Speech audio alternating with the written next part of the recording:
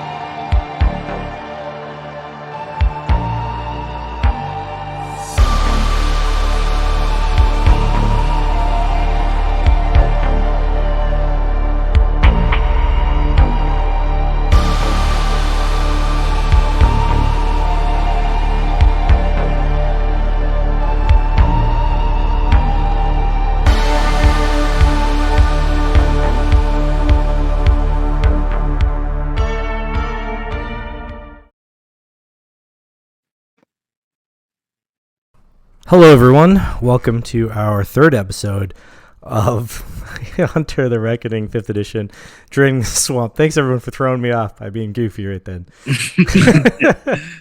I'm obviously here with my friends, and we're doing another episode. This is a Hunter the Reckoning campaign taking place in Morgan City, Louisiana, in the world of darkness, where these people are all playing hunters, trying to find out what exactly is going on in the swamp, and potentially drain it of all evil. Maybe. We'll see. Maybe they join it. Who knows? Thanks. All right. So this is our live show. Our live shows are the second and fourth Monday of every month. They go up on YouTube the following Monday, so you can find them on YouTube afterwards as a video on demand kind of situation. And then we're also making them into podcasts, which drop every week on Wednesday or Thursday, depending on when I have time to put them up. So if you're listening to it later, congratulations. You get to listen to it without any of our stopgaps and weird things. I'm joined today with these individuals. We have had a change in our roster. And so we're welcoming a new player, but their character will join us a little later. So if you're familiar with all of our characters, there'll be a new one who will join us at an appropriately dramatic time, as it were. But as we last left our hunters, they had decided that they were going to go to a biker bar and see if they can confront some things, which they're now calling where-somethings, at least based on their assessment of the situation, to find out exactly what was going on. But in the meantime, one of the hunters got himself arrested and was taken to the St. Mary's Parish Sheriff's Department, where he kept his mouth silent until he could talk to his lawyer, and then his lawyer used a lot of technical things to get him back out of jail. And so we joined them with the second night of your investigation into Morgan City? Yep. Yeah. Yeah. Already having had 2 run-ins with the police, and some other interesting events occur. And so we open the story at this point, having just now had our character Joseph Call released from police custody into the hands of his law school stand-in lawyer for any other purposes of things. But and Alex, who was apparently rolling around the neighborhood causing as much anarchy as she could possibly create. Like you do. Yeah. Hey, thanks for coming and getting me out. That was rough. Yeah, man. I mean, nobody likes being locked up. It sucks. Mm-hmm. You know, even if it's just temporary, it's always a pain in the ass. Yeah. Hey, did you? And I look around to make sure there are any police officers within earshot of me. Did you get that out? Oh yeah. Okay. That was smooth. I appreciate that. That would have been really bad if you didn't. Yeah. They were talking. The cop was talking about him not finding it in the impound. It was a weird thing that occurred. Yeah, there are some things you don't want to get caught with on your person. I mean, you get straight up years on your sentence for having a weapon. Mm-hmm. So, Especially an unlicensed automatic weapon. yeah. Well, you figure, it's down in the South. Everyone's got guns everywhere, but no. Everybody who's from here is cool. Yeah. Well, one unlicensed firearm, and then I'm going to jail, right? Yeah. Mm. Well, I mean, let's. Slightly shady leaving the scene of a bonfire was enough to get you pulled over and a taillight broken. So Yeah. think about that for a minute. Should we Well- should we get back to the house? I mean, it seems like a bad neighborhood for us. Yeah. And- and and- I got to well, reattach it. Yeah, I mean, generally speaking, any police department area is a bad neighborhood for us at this point in time. So, Well, yeah, and on the drive back, I'll kind of discuss the phallic symbology of symbolism of like the fact that everybody down here has guns and how they use it to assert their virility, and just. I'm not gonna. We don't have enough time for me to properly bloviate on it in character, but just assume that you got an earful. You got the ghost of Freud tied up in the trunk. Yes. Speaking of getting home, if I understand correctly, the 2 of you, Dr. Dreyfus and Alex, rode there on a motorcycle that you had rented. But the van was impounded. Is that correct?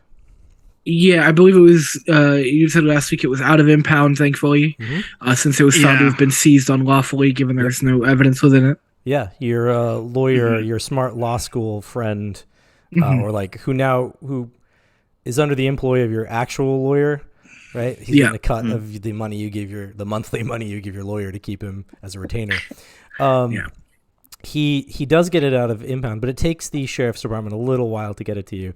Like they do, or they drag their feet. And when you get it, there's a scratch on the side that you don't remember being there. That's all right. Well, I'm not going to pay to get it repainted. It's terrible enough as it is. I go to open the door and some rust falls out from under it. Like, yeah, okay. 50-50 chance the scratch was there before and you just don't remember. Yeah, right. How do you know the scratch is new? I mean, because do sometimes you know it's like all of the scratches? That's a lot of scratches. Because it makes a familiar terrible. I see. Joseph, Yes, Alex? I think we need to get you a van that's like, I don't know. Hey, I love it, but for this particular type of work. Yeah, right. It's so nondescript it becomes descript, but look, Alex, you're not paying my legal fees. I'm not paying for anything. Exactly. I didn't even pay for this motorcycle. You guys are good to drive, right? What? One of you going back to the bike. Whoever drives the van, I'd like to be in the back already reattaching the firearm to my drone, if at all possible. Yeah, I guess I could drive it back. Cool. Thank you, Mark. Can you drive? You've been driven everywhere else by your assistant. I'm just kidding. I have a dot and drive. Thank you very much. But yes, it's good to get behind the wheel once in a while. Cool. Keeps me honest. I'll tell you guys on the bike. Yeah. I say I'm going to tell you guys on the bike, but then we get out on a dark road and I'm like, passing. Oh no. Long stretch of open road. You're like, oh yeah, I'm gonna open this thing up, see what it can do. Exactly. And Dr. Dreyfus is definitely a Sunday driver, so he's taking his sweet time. Over every pothole though, so I'm having a lot of trouble in the back. Do you want to see if you can attach it? Make a I would love first to. roll of the session. We thinking craft? We thinking technology? What did we use for last time? Was it technology or was it crafting? Well, last time I spent experience to purchase that edge. Well, let's look at your edge. Everyone, let's reference the actual rules made by Renegade Games to find out exactly what Joseph should do with his drone. I am getting there. I believe we're looking at page 95. I was almost there. Intelligence plus craft to repair or rebuild it. There you go. All right. So we're looking at a dice pool here of 8 dice. Surely that will work out. Damn, dude. Now, do I get my edge pool here? You are inquisitive? No. Entrepreneurial. Then absolutely you get your dice. And forgive me, I haven't had the luxury of doing this yet. Is that our danger or desperation? So you'll get to add one desperation die. Got it. You guys haven't quite got more desperate. You're still on this semi-desperate stage. Well, that ought to do it. I hope. Yeah. I should probably open the table. That's six. That's 6 successes. Yeah. One on the desperation die. And one exceptional success. Yeah. Yeah, I don't think any of that. Mm-hmm. Nice. Excellent. Wait, is it 6? Yeah. Shouldn't it be more than that? I rolled 4. 9 dice, got 6 successes. Only one of them was a 10, so it's not a critical. Oh, gotcha. Yep, you're good. Cool. Nicely done. That is more than enough to reattach the weapon to the drone. Excellent. Thus making it a drone with a handgun attached to it, an unlicensed handgun. Yeah. Even more duct tape this time since we're doing it on the run. Yep. But it takes you the entire drive home to be able to reattach it, so it's not like a smooth process where you attach it and then you sit in the front seat and get to have casual conversation with Sunday driving Dr. Dreyfus. It's more like he starts talking to you, you're like, huh? Hold on, wait, what? A little busy. You want to know what's real sad? This means that Alex misses the whole firearms as phalluses discussion. Yeah. Because Poor Alex. I'm on a motorcycle. I wouldn't say you missed it. I'm even trying to fit the gun into a slot, so that really sends them off. Like, oh my god. Yeah, no. Perfect. I'm just out here cruising. And by the way I'm driving it actually makes it very easy if there were maybe somebody who is attempting to follow us. I was actually going to do a perception test just to make sure the cops weren't leaving us alone. Good idea. That's a clever thing. Wits and awareness? Yes. Because we know there's at least one officer of the law who is not our biggest fan. Yeah, and who's also tailed you before and broken a taillight in the process. Yeah. Since I'm avoiding the police, can I add my underground dang it, what's it called? Creed? Because you're trying to avoid the police. Yeah, that would track, right? Because you're trying to be stealthy about it. Now you're separate, so like it might Yeah, whatever. All out. Sounds good. Excuse me. Mm. How do I? After you type the first dice pool, you then Yep. a little prompt will come up for desperation. Cool. Yeah. Joseph Desperation. MacGyver call. That's a... Yeah, that's Yeah. about it.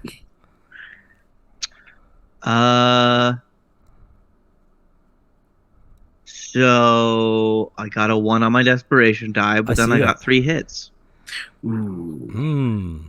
So that leads us to that question again. Because this is kind of what's been happening to Dr. Dreyfus.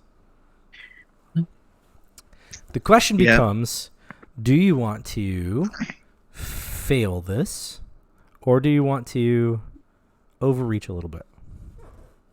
Which would be succeeding but increasing the danger. Correctamundo. Please don't do this to us. It's okay if they follow us a little bit. I have a low-key awareness that the cops are onto us. I also know it's better for them to think they have the upper hand. So I'm going to play it safe. Just this once. So you're not going to increase the danger. Correct. Okay. All right. Coward. Yeah. Maybe.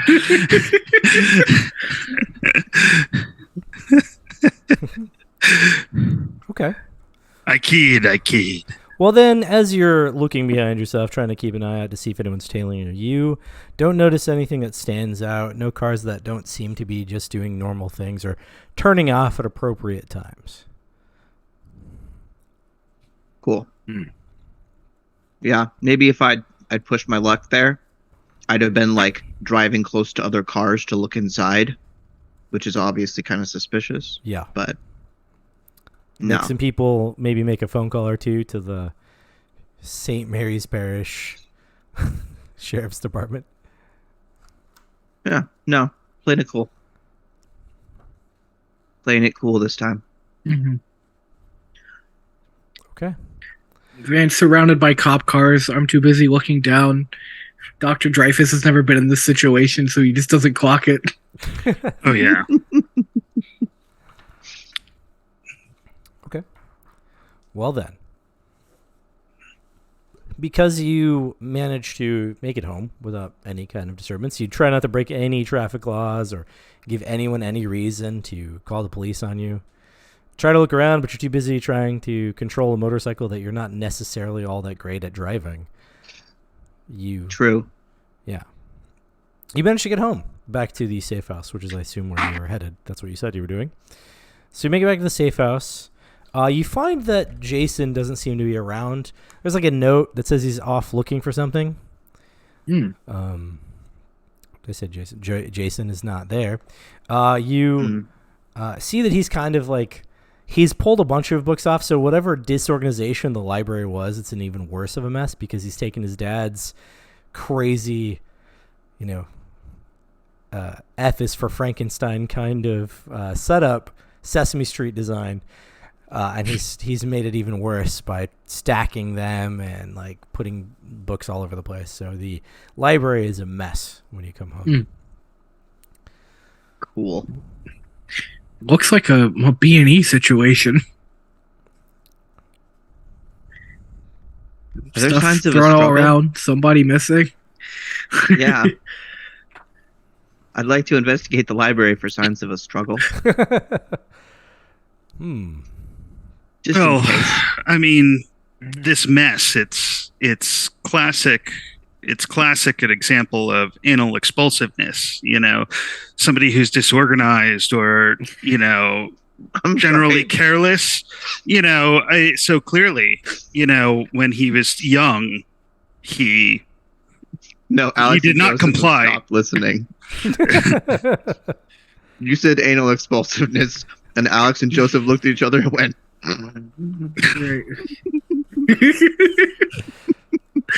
Somebody shoved this guy into a locker. oh my god. Old enough to be your So grandpa. normal. Okay, boomer. Okay. So this is Literally. Yeah. all right. Okay. So he's dipped out. I don't see any obvious blood.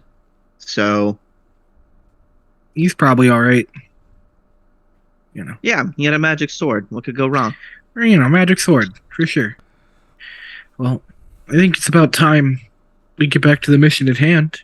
I'm going to go back out to my little battle station in the garage and, I don't know, try and start my surveillance mission that we were going to do before I got arrested. Mm-hmm. God, it seems like a year ago. What were we? The lab, right? Lab. Yeah. Yep. Trying to find out where all the boofing lotion comes from. Well, hopefully we don't see it getting used, I don't need that kind of footage in my cloud. So I look suspicious enough filming like this. Yeah. Yeah. Stalker. Let's do it. No. So you're out in the garage. Yeah. Okay. Where is Alex while Joseph's out in the garage? I think Alex is gonna go down to the lab. Okay. And gonna go down to the lab, tinker a little more with the milk that we still have. Mm-hmm. And okay, so this is kind of a mechanical integration idea. Okay. Can we say that I swiped a glass or something from the bar? You want to have swiped a glass from the bar for what purpose? For the purposes of saliva DNA. Ah. You're trying to do a DNA test on someone? On, yeah, whoever was drinking there. Okay, so any glass. Not a specific person's glass? Preferably not mine or the bartender's. Okay. Then yes, you can have swiped any glass from the bar to do a DNA test. Cool. Ideally it would be Jeremiah, but that seems like a thing I should have rolled in the moment. You should have had to deal with that at the moment, yeah. All right. Any other random glass that was sitting on the edge of the bar or on a table, especially when you were walking out, you could have easily just whook, and then taken it with you. Cool, so I'm just going to check for human DNA. Okay. And non-human. How do you check for non-human DNA? I don't know, and I don't know if she does either. It's definitely a combination of some colloidal silver and some kind of separating agent. And I mean, it's alchemy. It's not real science. Oh. So I'm screwing around with this a little bit. Yeah, a proper scientist would probably go about doing electrophoresis to get some indication of the DNA, but that's not what Alex is. I mean, if you want somebody who's actually trained as a medical doctor to look at it, I might be your person. Then, yeah. While Mr. Joseph is doing some reconnaissance, let's stare at some spit. Yeah. That's fair. Seems like a fair trade. Have the doctor come in and help you look at some spit. Yeah. So you two are both in the lab then, which is... Yes. Did we decide that was like the garage sort of detached, or is it inside the house itself? I was imagining a basement, but we're in Louisiana, so probably just somewhere on the very center of the house. Yeah, sure. Yeah, I think the armory was downstairs. Or the back room of the garage. Yeah, a little separated. Because the garage, as we discussed, was sort of almost like a detached carriage house that had become a garage kind of thing. And so that's why he had to go outside to go to it. So that I remember. As far as the lab, I don't think we actually determined where in the house it was. But I'm going to if you think about the house design, there's probably this place was a house that is now a safe house, right? So dining room, maybe not. right? Sitting parlor, also maybe not. But the lab was a room that would have been that you guys had discussed. It was like sterile for the most part. So yeah, it's probably one of like the rooms that would have been like a dining room or a lounge room or something. Or that a is now pantry. Someplace designed to stay fresh on its own. That's actually not a bad idea. Okay, so yeah, it's like it would be close then to the kitchen, probably attached to the kitchen. Yeah, that's fair. And thus likely surrounded by tile, if not in the room, outside of the room for sure, which is easy to mop up, right? If something were to go weird. Okay, I accept. In the house by the kitchen is where your laboratory is. With the candlestick. Upsides, plus side, it doesn't have a lot of windows, so you can't see us working in there. Downside, doesn't have a lot of windows, so the ventilation is bad. Yeah. But also, not having windows also means you can control the light if you wanted to, right? Like if you wanted to brighten or darken the room, you have the ability to do that without the day or nighttime affecting it. Right on. Yeah, I agree. Sounds good. Cool. You want to roll from us? Yes, please. There's an assistance happening. Mm-hmm. And I have 4 for intelligence plus medicine. I have 6. Cool. Then I shall assist you. Does that mean that I roll 4, or do I just give him an extra 1 by helping? I think you just give him an extra die for helping. Cool. So that's 7 with the desperation of Uno. Because I am inquisiting. You are inquisiting, and that's your thing. We've made 3 rolls so far, and they've all been our things. I mean, that's how you should be doing it. So that would be 7 successes. Nice. Nice. All right. So you do this DNA test, and what you discover is that it is human DNA. Okay. And that's it. Nothing weird in it. Just regular human DNA. Okay. At least one of the drinkers there. Just a normal ass dude. Huh. I mean, I guess it would be too much to expect the entire bar to be Nazi werewolf bikers. No, that's a horror movie. No, they were all the rage in the 60s. I'm just assuming that, I guess I was assuming that the whole gang would be in on whatever.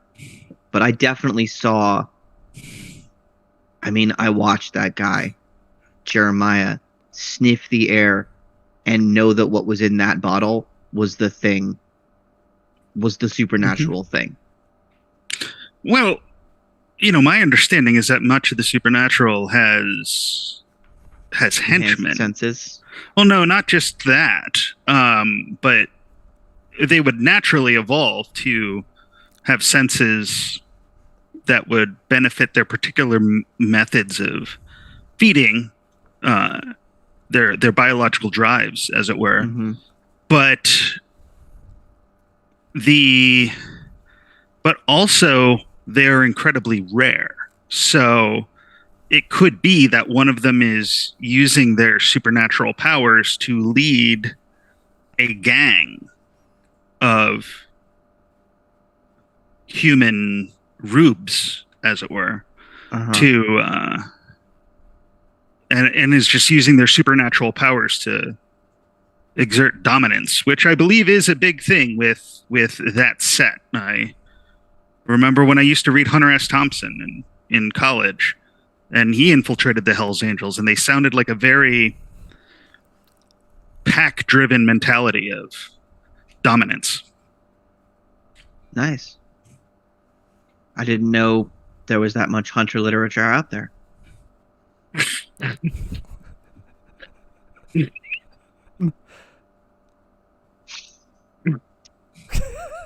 That's so fucking stupid.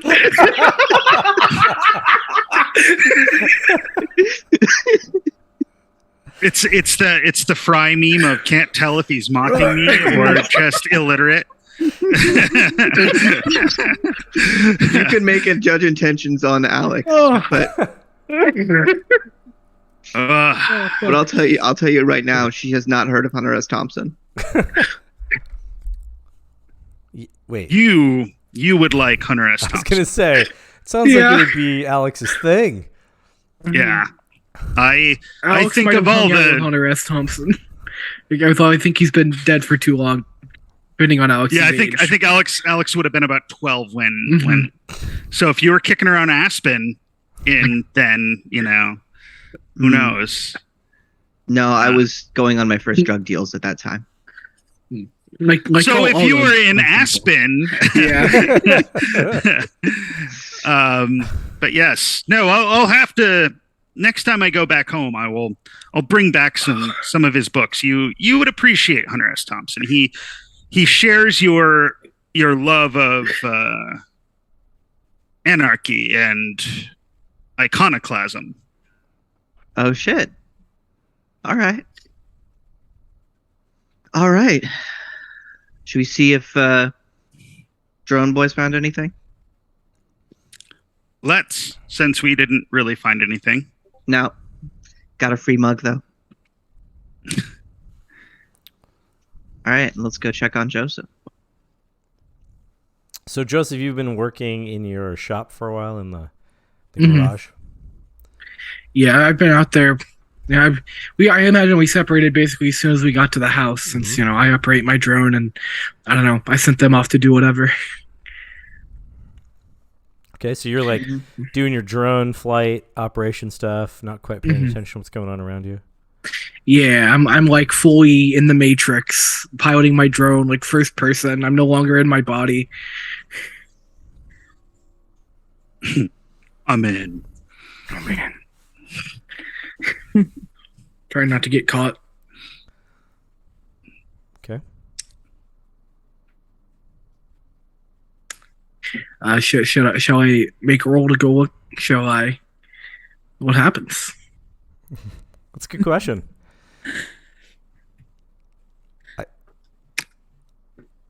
Out of curiosity, how far am I away from their garage door?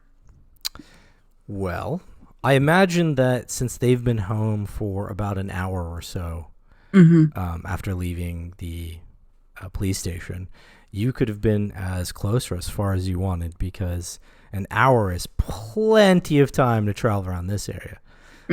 You weren't around the first few episodes, but the whole area you could drive across town in less than 30 minutes. And so they easily got home in like 15, 20. So even if you weren't right behind them, you would have been here about 45 minutes by now. All right. I'm going to get my 9mm at the ready. Yeah. By my side. I'm listening out for signs to see if they're kind of like together, or if they've separated, or to see if I'm going after one, or if I'm going after all three of them. And once I get that confirmation that there are at least only one or maybe two, making sure that they're not all there. Yeah. I'm just going to kind of peek my head into the garage door, and I'm going to watch him just for a second. Sure. There's lights on in the house, and there are lights on in the garage. And I assume that when Joseph is flying his drones, he's probably not saying anything. And if he is, it's like talking to the drones, like the way that gamers respond to games as if they're cheating. Yeah. Right? Come on. No, don't. Not like that. Oh, I know your motors are too strong. No, the fucking. Oh my god. Yeah. These fucking trees. Oh Yeah, like, god, I can't. Oh god, fuck. Yeah, I said, yeah, fuck. That kind of thing. Giddy up, goddammit. These people are fucking weird. Mhm. Jesus Christ. And so when you look in, you see him sitting, I assume. Joseph probably doesn't stand in Pilot. He's got the goggles on his eyes. Seems to be doing The full VR. goggles. My virtual boy. Yeah. Mm-hmm. The big question is, do you lean into it? You know that. Yeah. I'm Like when you're- simultaneously yeah. on a laptop, a desktop computer, and a tablet. None of you can see the face that I'm making, but it's very much one of what the fuck is going on?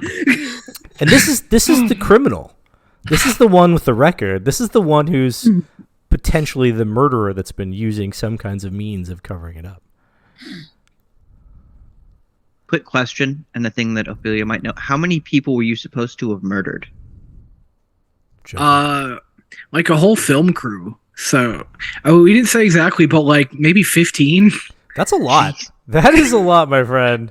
I That's more imagine, than twice what I was thinking. I don't. Yeah. Dependent. Yeah. I think that Okay. with your small-time ghost hunter show, though, it might be more like 7, but that's still a Yeah. decent number. 7 seems the Yeah. good ballpark there. You know, you got a camera person, a sound person, maybe a couple of like random people that are doing like the roadie kind of stuff. Different co-hosts. We got PAs. We got craft services.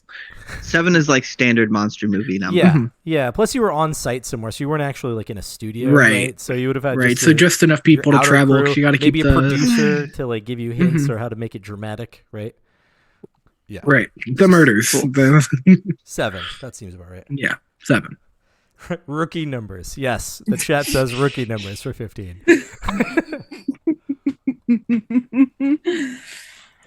So if he's looking distracted and playing with his little video game drone or whatever that is, Ophelia don't fucking know. It's Virtual Boy. Yeah. Fucking nerds. She's going to she's going to step out. She's going to make herself known, and just with like the clip of the gun, she's just going to hold it out right in front of him. You. How'd you get in here? You guys don't have the best fucking perception. Fuck. It's not my There's- house. Take whatever. It's not mine. I'm not going to stop you. She's going to step a little bit closer. She is a monster of a woman. She's standing at like almost 6 feet. She's got like the old style like army combat pants on. She's got laced up boots and like a torn to shreds like black t-shirt.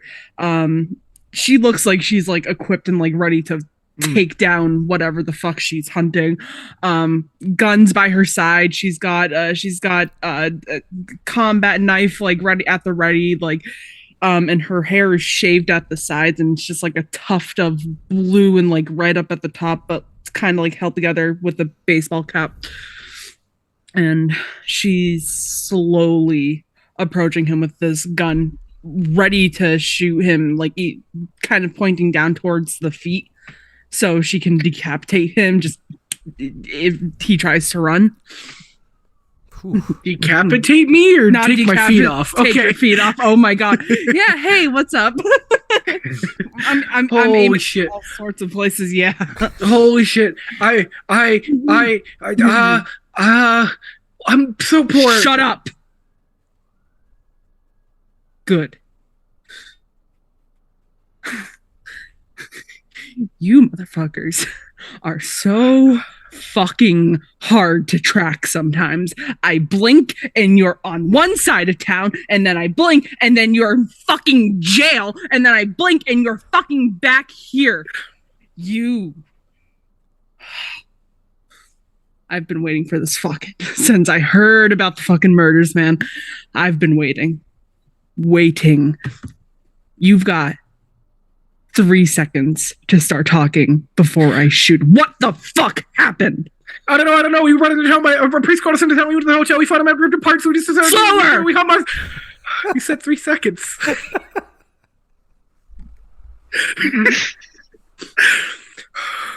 I don't know what you know about the murders. We're investigating. Do you believe in monsters?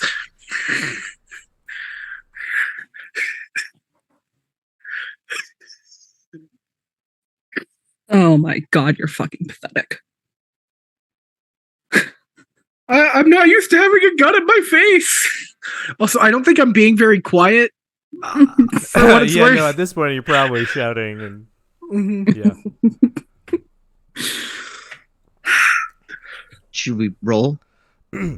So about this point is when Dreyfus and Alex would have finished their decision that they were looking at human DNA, had their weird discussion, and then Alex was like, I didn't realize there was that much hunter literature out there. Long pause, blink, blink. And then because there's this pause and blink, blink, you can start hearing what sounds like Joseph shouting from the garage. He's normally not that loud. Maybe one of his drones ran into a tree. I mean, that would elicit shouting, right? Yeah, probably. Well, but let's go. Maybe he needs some calming. Let's see if he found anything. Also, if we sneak up on him, we can startle him because he's got that visor on. I mean, if you want to play pranks on him, that's your business. I do. Pretty much all the time. I know I owe him for getting him locked up, but first, this. So I would like to approach stealthily. For the wrong reason.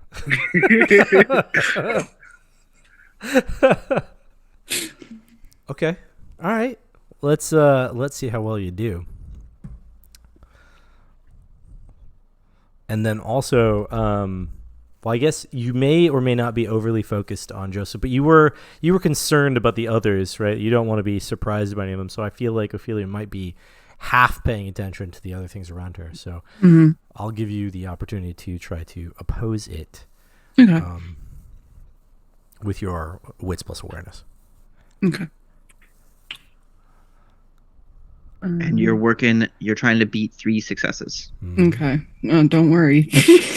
You might get me. I complain about your guys' depth perception. Hers isn't any better. Don't forget that you're also beholden to the or you have access to the desperation dice. I don't know if it applies in this case. I guess not, because you're not trying to do anything physical, huh? No. Not yet. Yeah. Never mind. Knock on wood.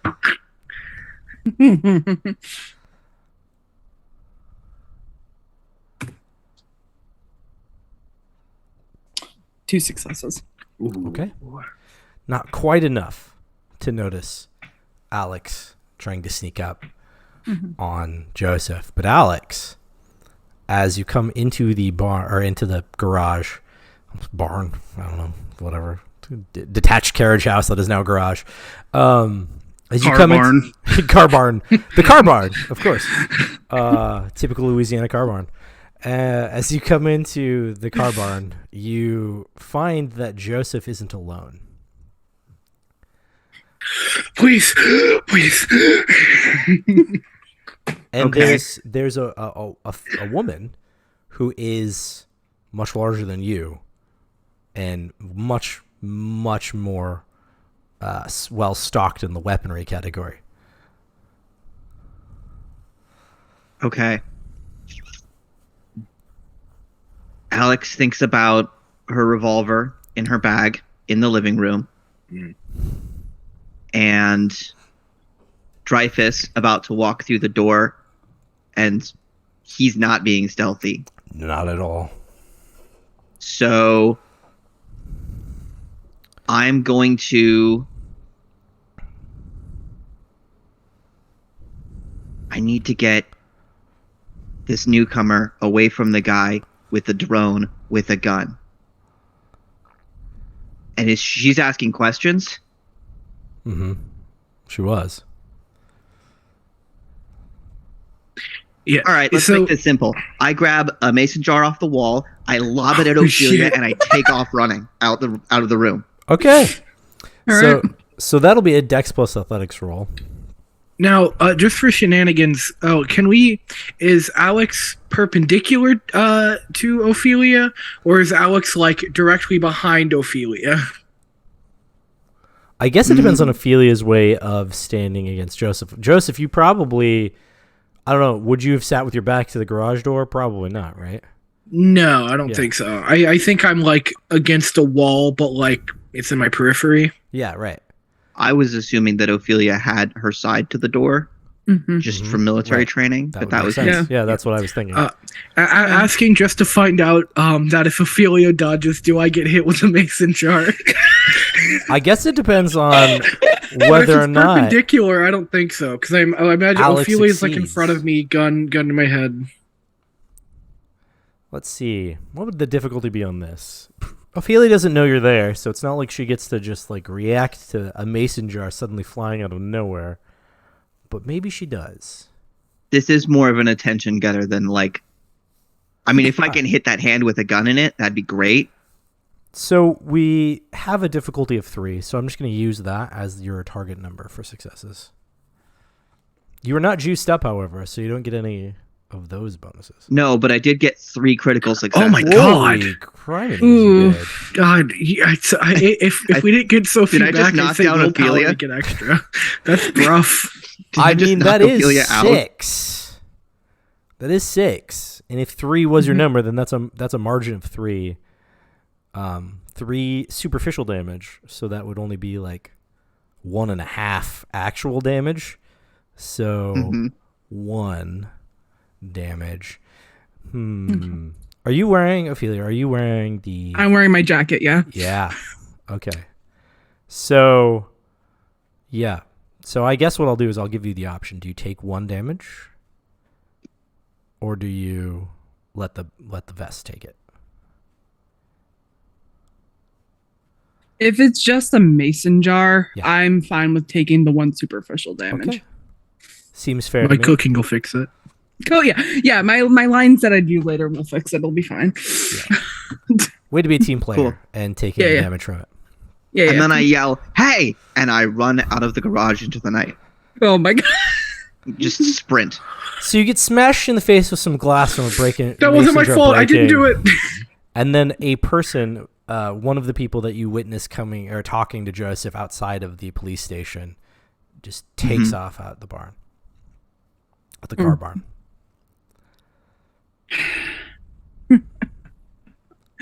Smaller woman, very gaunt. I think there's a misunderstanding. We want to solve the murders too. I can show you proof. All the pictures we have. Pictures. You We're guys are a trying bunch of sick fucks, aren't you? No, it isn't. We just want to know what's going on.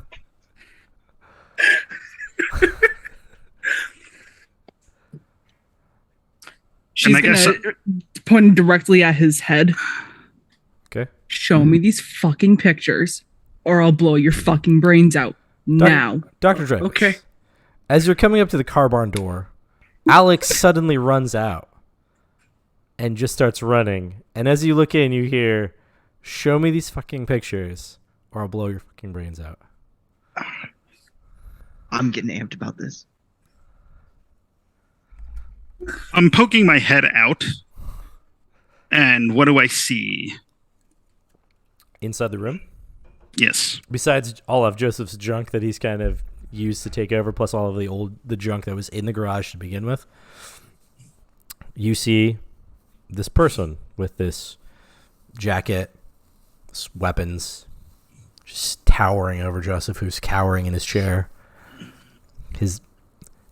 I don't think you've even taken the goggles off. You have no idea who you're talking to, do you? Well, okay. I said the virtual boy thing is a joke. I don't know that I'm literally like jacked into a VR headset. Okay. So you don't have, like, the Oculus- on the fact that you were, Yeah. because that's why you wouldn't see me coming. Yeah. I'm staring at the barrel of the gun rather than my surroundings at this point. So I guess, can I get an idea of what what Ophelia's baseline kind of emotion is. Is it like a police thing? Is it like a pure rage thing? I may have that as an insight specialty. Right. Are we doing some psychology kind of things here? Yeah. I mean, Meanwhile, I don't if see the why- intruder is not pursuing me, I'm gonna go get my gun. Yeah, it doesn't sound like she's pursuing you. I wouldn't see why you couldn't do that in assessment there, Dr. Dreyfus. That is basically your entire world. Yeah. I don't know if that'd be wits and insight or intelligence and insight.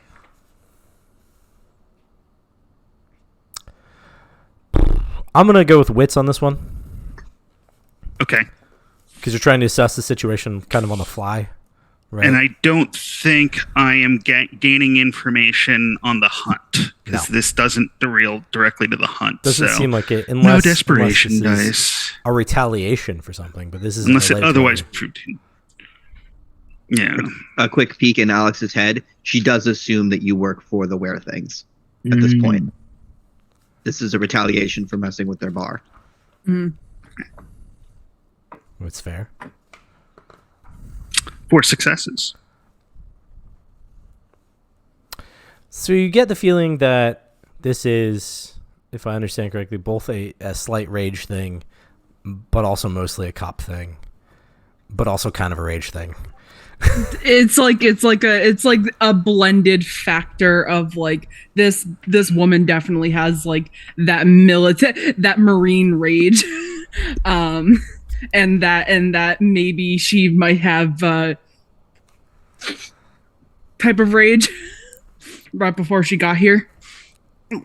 Don't know how well you can see her, but her eyes are like almost like bulging out of her head in anger.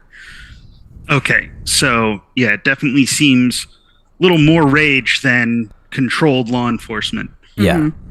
Yeah. She doesn't strike you as a St. Mary's Parish Sheriff's Department person. Right.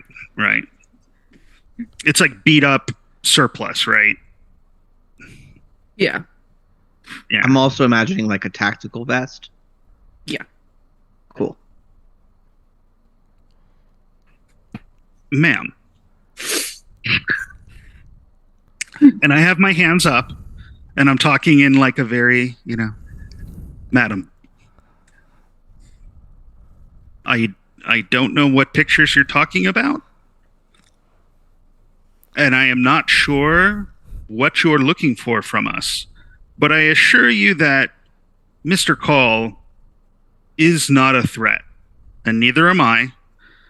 And if we just relax a little bit, we can maybe find some common ground and help each other.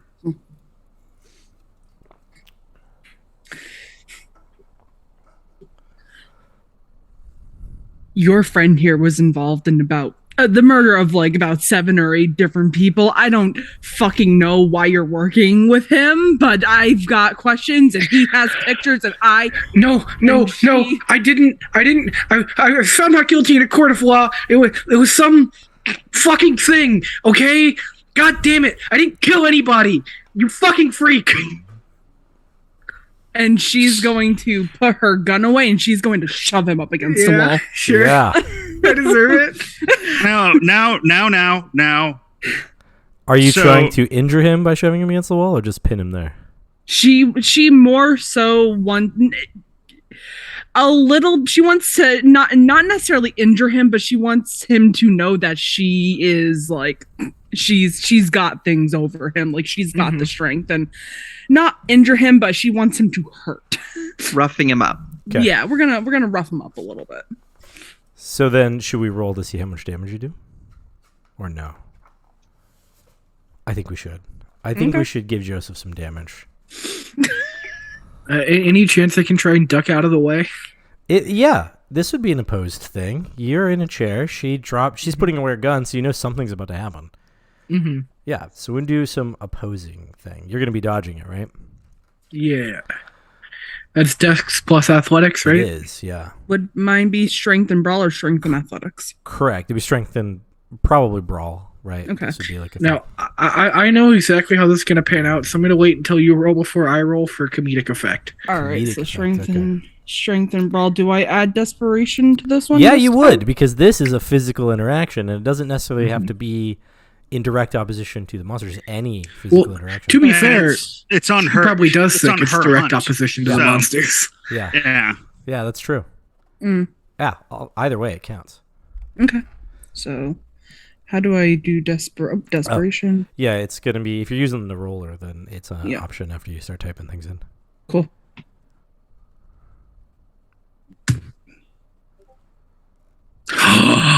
Okay, so maybe I don't know would exactly like how this to is going to go. spend a willpower to reroll 3 of those Okay, dice. that sounds fair to me. Mhm. Also, did you add? You said you did coke beforehand, and that Yeah, gives oh, you an yeah. extra point of strength or dex. Oh, I totally forgot that too. So, I guess roll I'll 4 just- then. I missed that detail. All right, cool. Mhm. Yeah. There's Well, we got I'll just stats for a use- couple of drugs. Yeah. You also take like an awareness penalty if you smoke Yep. weed, but a bonus to composure and resolve, I think. Nice. You're chill. You see some of the the white powder just like under her nose. Was she drinking milk before she broke into my house? Something like that. We've already established that nobody drinks milk in this town. right. 2 successes. No. Oh, okay. I was confused. 2. All right. Yeah, 2. Mhm. All right, Joseph. No successes. with 2 dice. Good job, buddy. No. All right. So that would be 2 superficial damage. So 1 actual point of damage. All right. And Joseph isn't wearing any kind of flak jacket or anything like that. So yeah. No, just a flannel, and like not a good one. Because it's also hot because it's summer. Mhm. So it's like Yeah, thin rolled up. flannel. Sweat through because it's probably what I was wearing when they had me in the jail cell, and I don't imagine the AC is doing great in there. It's actually just a fan that like just kind of like Yeah. goes back and forth, right? It's like slow enough that like you can't really tell if it's turned on. Yeah, exactly. It has the streamers on it, but they're barely moving, right? Like, But all it is you. The only way you know that it's on is because it's so like old and busted that it just makes a bunch of like. grinding gravel noises, yeah. Yeah. It's as noisy as it is ineffective. Yes. Right. So I Uh, no fucking listen to me. It wasn't. I didn't do it. I didn't. I would like to try and persuade her. Ooh, Okay. some opposed persuasion, eh? Trying to do that to a woman on literal cocaine. Let's cocaine. go. What could Yeah. possibly go wrong? What could Yeah. possibly go wrong? I'm trying to look as genuine as possible. So, what is the opposition for persuasion? Well, it's not gonna matter, I guess. did you? I mean, you got 1. That's fair, yeah. What would be my opposing role?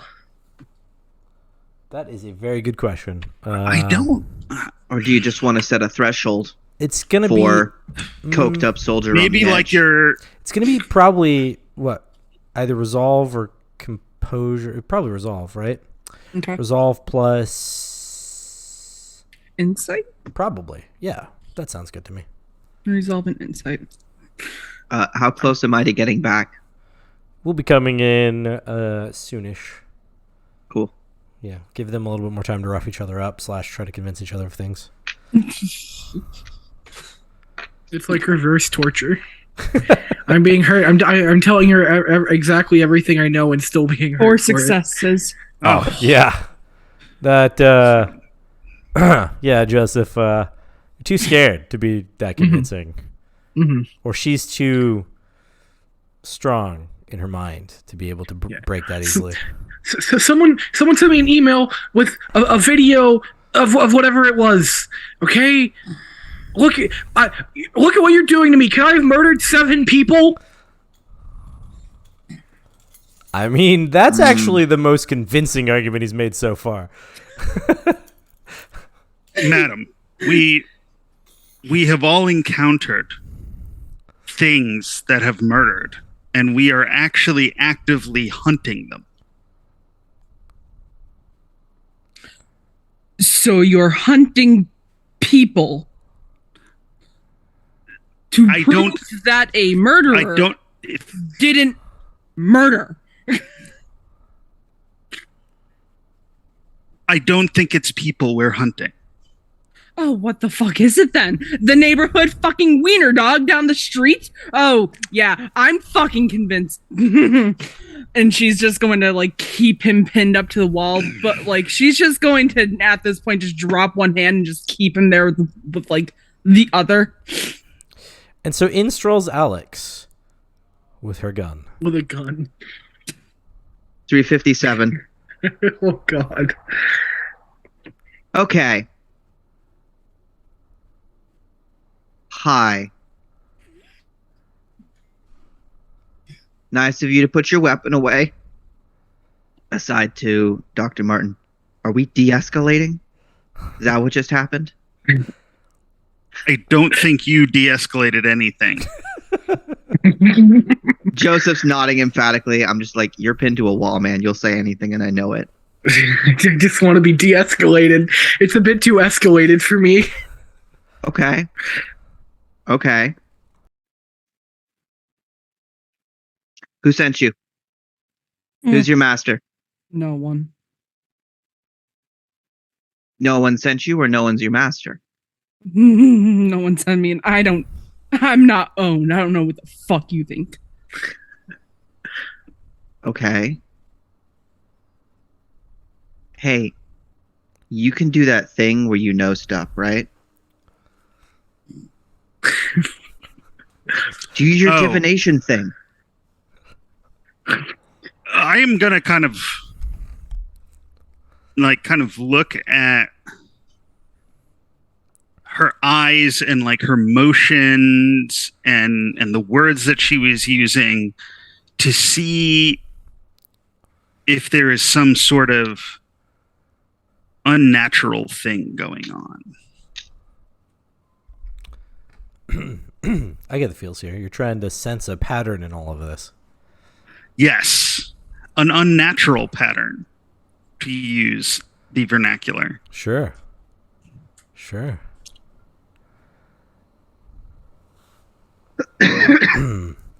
Difficulty being, well, 1, really. Yeah.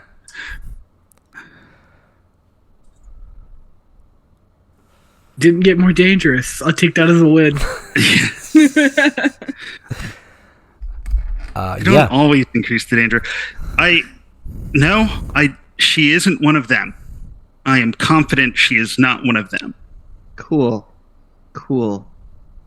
Part of Club Mundane. Just like us. And I let down the hammer of my revolver and hold it back.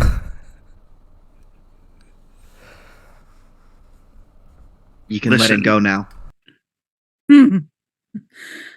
I'm not letting him go until you put the gun away fully. Shink down onto my side. And she's just gonna drop him. Cool. Oh, fuck. What a terrible day. Oh, my God. Jesus Christ. Joseph, I'm going to get you something to make up for all of this. But first, so you've home invaded us. You have our attention. What do you want? I've been watching your group for the last day or so. Those murders tie into a bit of a predicament that I'm finding myself in, and I want answers Okay. before I lose my fucking mind. Yeah, you look like you're running a little rough. Mm. I mean, if you need another bump to even out, I've got some. I don't know what you're talking about. Okay. Scott, can I just like take half on a roll to know a drug addict when I'm looking at one? Yeah. Yeah. Cool. Yeah, you're absolutely looking at one right now. This is like, you've met people who are like itching for a fix that are pretending like they don't have the itching for a fix, right? You've seen that kind of thing. Okay. Before. Well, honestly, today has been kind of intense. So if you don't mind, I'm going to do a line. And I just like walk over to the table. I'm like getting set to do a little bit of cocaine. Nothing makes things less intense than a little bit of coke.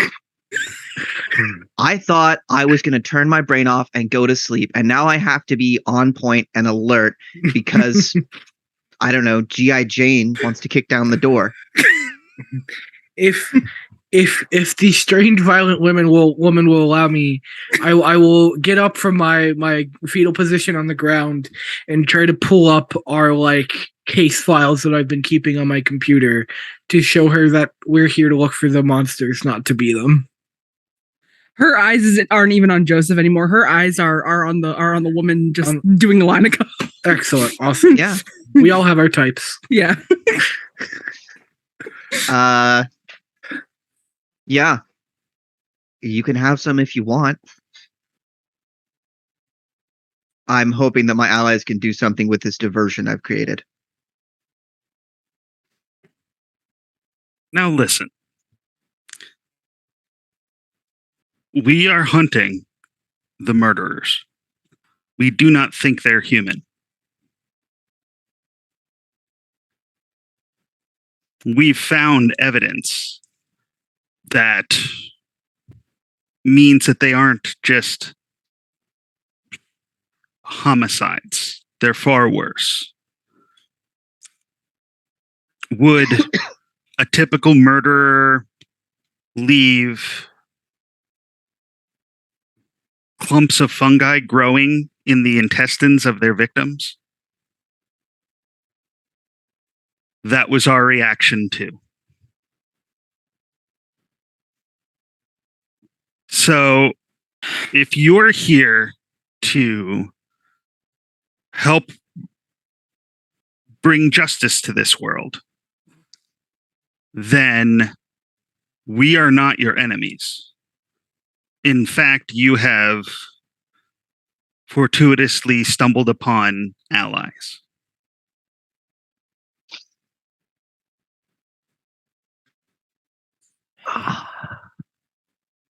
Great. Great. This is fucking rich. Okay. Fungi growing in the intestines of people.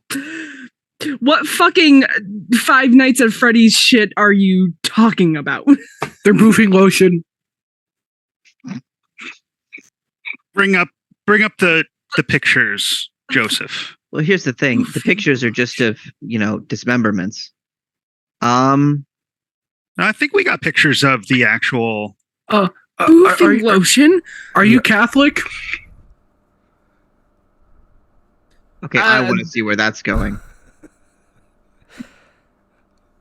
A priest sent us here. That's why I'm asking. That's not important. All right. Do I look Catholic to you? I don't know. It takes all kinds, man. You look like you are on the edge of sanity. Which, again, you're in the right place. Go through what I went through for 10 years and you'll be fucking on the edge of sanity yourself too. I don't even fucking know you people. Listen, I know, I kind of know. Well, I'm Alex.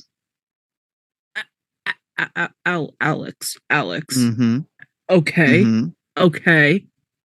I have a name Mm-hmm. that does not tell me who you are. That just gives me, I guess, a title to call you. Yeah. Okay. And what's your name? Do you want my full title or do you just want my first name? I mean, if you have a title, that would be cool.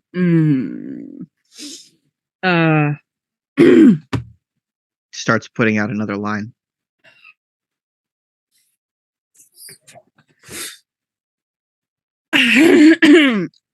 I am. Nah, fuck it. I'm not going to need the title. You can call me Ophelia. Cool. You do Ophelia? drugs. Yeah. I'm Martin. Martin. My wife was driven insane to a murderous rage by a fucking vampire. That's why I am here. Yeah, my mom was turned into a servant of vampires, and when they erased her memory, she started looking for anything that could give her the fix that vampire blood gave her. She didn't find it, but she did try everything. Something in those woods ripped apart my film crew.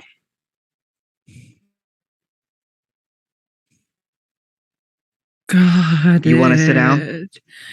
You're all fucking crazy. Okay, I thought I was just the crazy one. You know what? No, you know what? I think no, all no. of you might You just be don't on get to drugs. follow me around town and break into my house and point a gun at me, sight unseen, and call me crazy. You okay? called me a freak.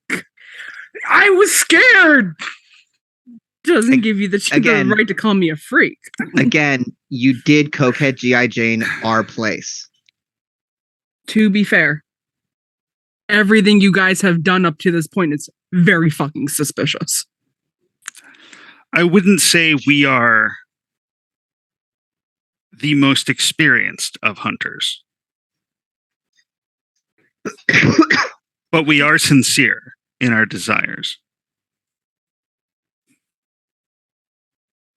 Okay.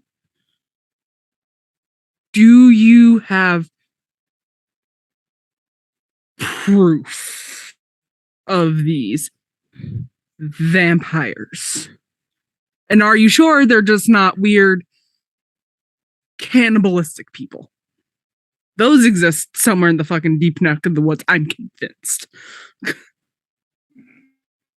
I mean, honestly, cannibalism does sound more were adjacent, or I don't know. I know ghouls are a vampire related thing and that they don't actually eat human flesh, but there's got to be something that does. Maybe I'm relapsing. This is okay. This is fucking okay. Okay. But do we have proof? Not yet. We're working on getting it. Well, do you know about what's we been have happening in town? evidence, but we don't have proof yet. Evidence. Data. According to the coroner's report of the first body that we inspected, inside of an intact hotel room, it would have taken the force of vehicles to rip apart the victim the way it was. There was no vehicle in that room. Yeah, and the body wasn't moved. Ripped limb from limb open with fungus growing in the intestines. We didn't do that. You know I'm too weak to do that. Yeah. No look offense. At these two. Do they look like they power lift like that? Do you think some rinky-dink small-town police sheriff's office is going to handle something like that? Okay. That's why we've been around all of these suspicious scenes. Okay. Let me preface this by saying you guys are fucking terrible at staying out of legal trouble. I've got a history. I'm aware. I've got a code of anarchy to uphold. Okay. Yeah. Okay. I can. Okay. I spent the last 40 years in private practice. Fair. Okay. I have it there. I have a therapist. You know, if I were in your shoes, I'd be off the wall too. Okay, fine. You know, can't believe I'm doing this. Let's say I believe you. Mm-hmm. Let's say that I'm willing to trust.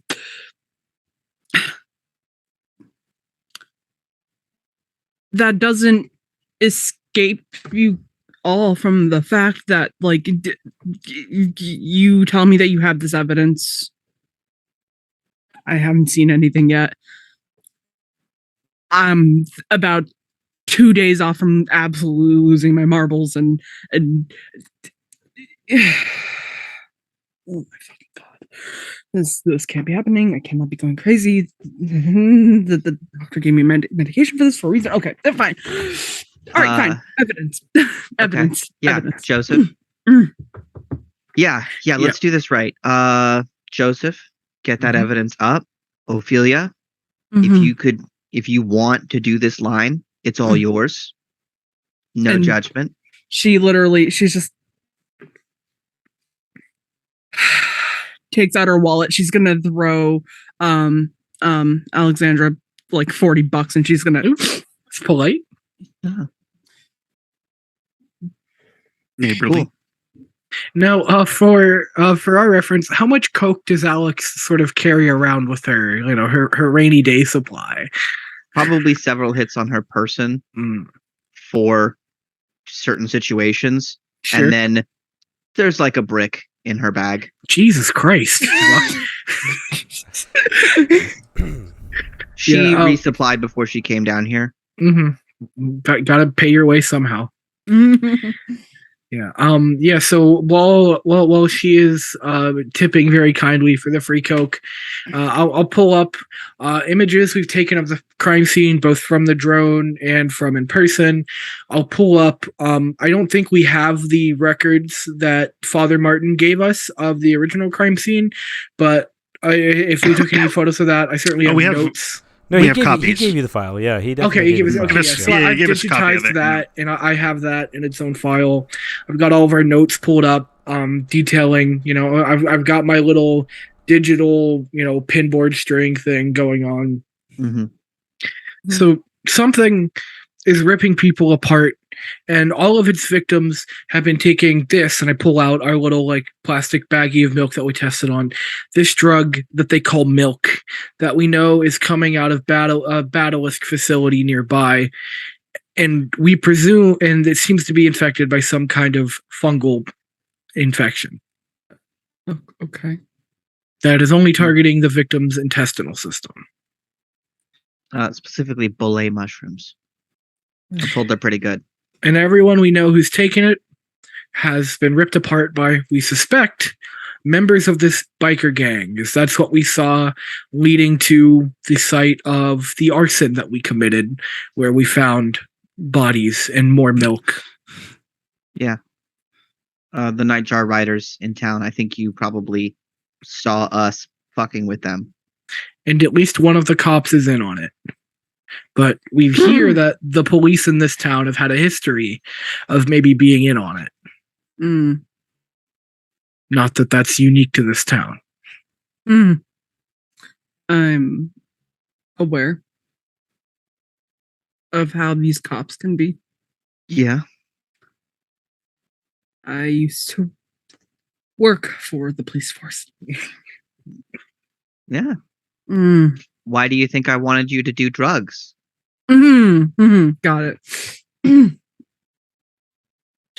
Okay. All right. Okay. Sure.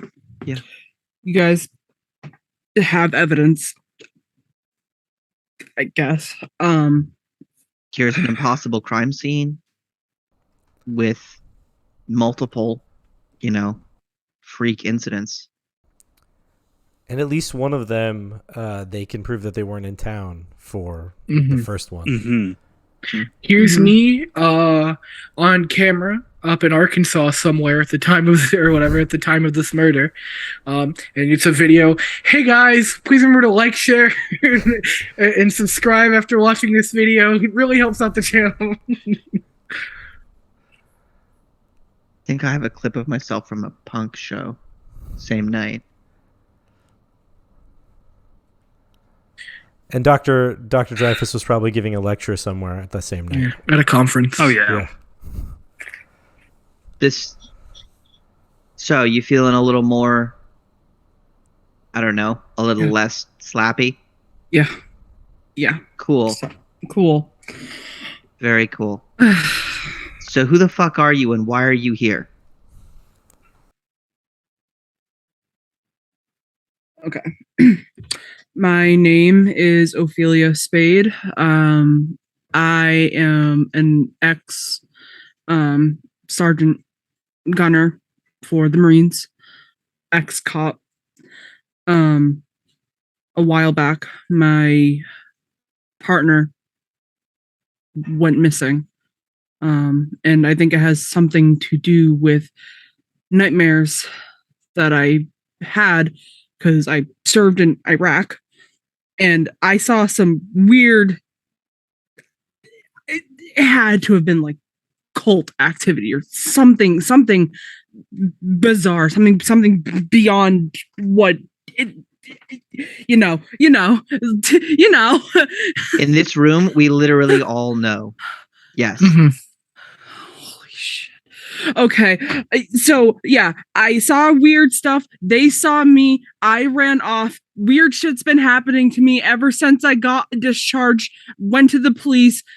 Decided that instead of doing like a normal thing like getting therapy, I would just join the police like most people in the military leave end up doing.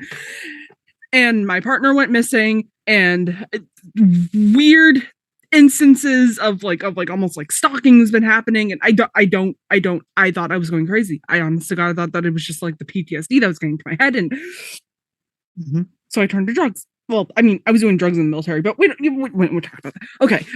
Anyway, okay. So I'm going fucking crazy. Yeah, you're not crazy. There are monsters, and they want us dead. I guess to eat us. So it's like the cannibalism thing that I was just talking about not too long ago, but like on like a more extreme scale is what you're telling me. Yeah. You know that there are several organizations, multiple different kinds. Honestly, you know what? Sit tight for a second. I got to make a call. And I'm going to step outside and call Mark. The most qualified person I know to talk about this world. Mm-hmm. My mentor who inducted me. Give me a brief rundown of Mark's personality. Mark was an athlete in college. He went on to become a firefighter. He's always been, kind and strong and soft-spoken. Even when he discovered that monsters were a real thing, his response wasn't, I'm going to destroy them because they're bad. It was, I'm going to protect other people. Okay. And he's mostly fought vampires with a combination of his fireproof suit, Molotov cocktails, and an axe. Okay. Obviously, a recent event has changed his trajectory a little bit. In that he's now, Right. Okay. Cool. So I'm going to call him. And I'm also spending XP to put him at a mentor 3. Nice. Okay. Mentor 3. That's darn good. Okay. Yeah, he's a badass. Got it. All right. So on the second ring, he answers, Alex, tell me you're okay. Yeah. I mean, we're never really okay, right? But I'm okay. Good. We've got a safe house down here in Morgantown. We've got a couple of people investigation is investigating. I look forward to you and Lydia when you can get here. We've run afoul of local law enforcement, so your advice would be useful there. But that's not why I'm calling right now. Okay. I mean, that's good to hear. I was hoping that you weren't calling me. That it was you on the phone and not someone else. Yeah, no, I'm good. Good. So a lady just busted into our place, and she shoved a gun in our faces and encouraged us to tell her the truth about things. Mm-hmm. And then people started telling her the truth about things, and I don't know how to bring someone into this world properly. Can you... Any advice? I mean, it sounds like you've been brought into this world already without even knowing it. Mm. And, you know, these images that you saw, you know, were, you know, the brain protects itself in a number of ways. And so that's, you know, whether it was looking at Is that Dreyfus here? Yes. Yeah. Hang on. And and so I think that, you know, it over to speaker. You might feel like you're going crazy, but these are natural reactions to crazy times, and crazy things. And there's a reason why many of these things have been relegated to folklore, because if we knew these things were out there our whole lives, we would have just lived in terror. So, back up a second. We're just going to go ahead and do this? It's basically already done. She hit a gun in my head like 5 minutes ago. Okay. I believe she was brought into this life 10 years ago in Iraq. You know how I had those journals Mm-hmm. and all those fucked up memories? Yeah. And it didn't make sense until you and Lydia sat me down and laid it out.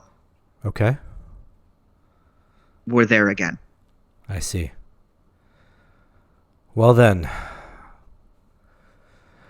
Ophelia. It gives me no joy to welcome you into this world that they're welcoming you into, but I can tell you that it does make things much more clear than they were before.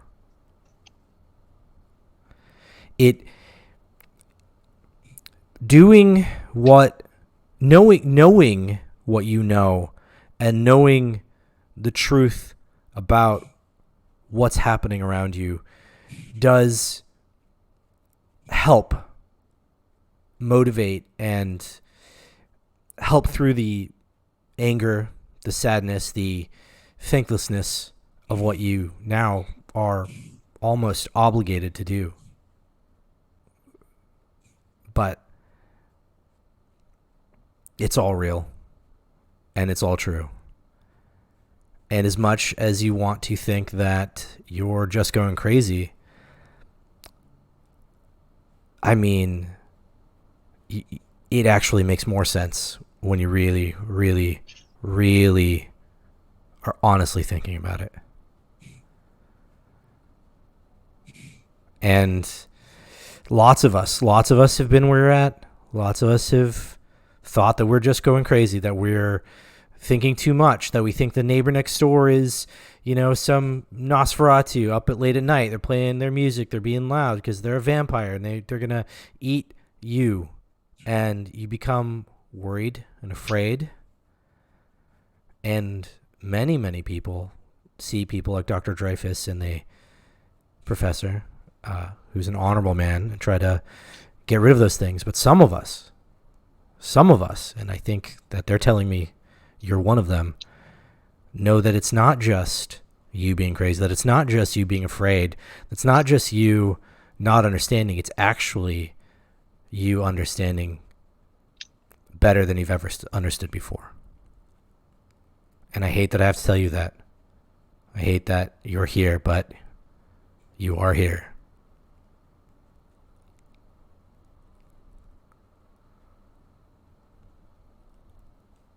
It is what it is.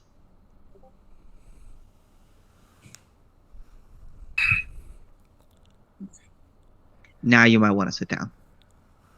You're not sitting down. You should sit down. Okay. And she's just looking at the group and feeling around for like a desk or a chair or something. And once she finally grabs hold of something, she just kind of pulls it towards her and sits. And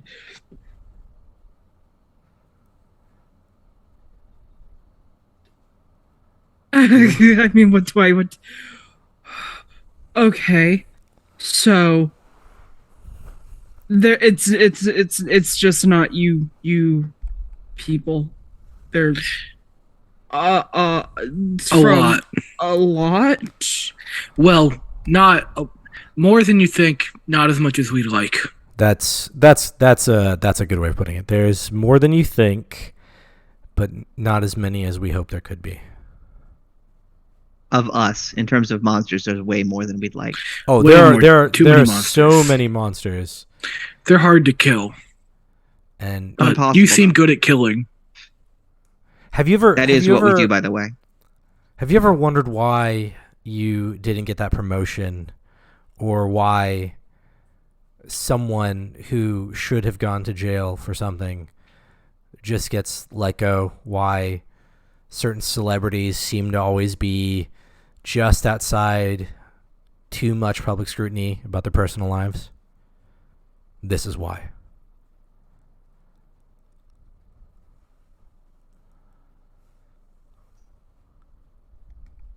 Okay. I know we've thrown a lot of information at you, and if you need to take a minute to process it, by all means.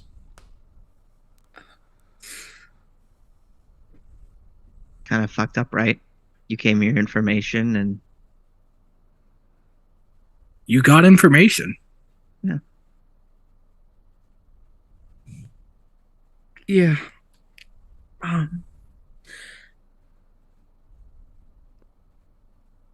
The thing that I saw, they were like shadow people. Mm. I remember it almost like vividly in my head. I was out on duty, and it was my turn to kind of like take watch. And at first I thought it was because I was overly tired, and then these shadow things. I don't even. Do I call? Are they people? Are these things even people? Like, matter of some people see it differently. I don't think there are. Maybe they were, but they certainly aren't anymore.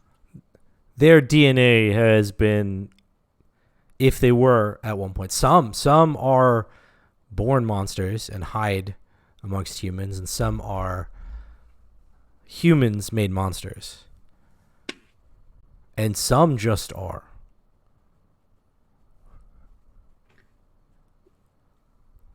Also, what the fuck is a Nosferatu? Oh, okay. You know about the movie? Yeah, that's fine. Yeah, not right now. Yeah. Okay. Yeah, I saw what I can only imagine to be people who were like drenched in shadow, and like you could make out their figures, but you couldn't really see their faces, and it was they were killing somebody. I'm gonna start doing an audio recording. I thought that they were just, I thought that they were just I hate to say it. I thought that they were just, taking innocent lives, and like in the war, like that shit just happens, and like Wars are Okay. their playground. Breathe. Wars are their playground. A literal manifestation of the shadow. That's fascinating. Okay. So you saw cultists committing a ritual murder? that's Just to summarize?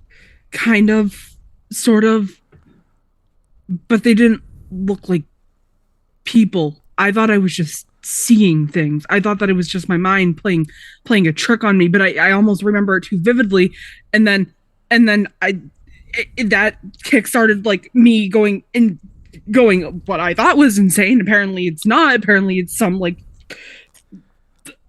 almost like awakening, and I started doing the drugs, and that's how I got discharged, and then I started seeing them like in my dreams, nightmares, and then people that I care about start going missing. Okay.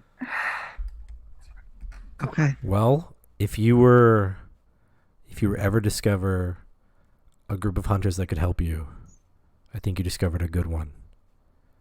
Because despite her harsh exterior, Alex is a good person. She's rolling her eyes at me, isn't she?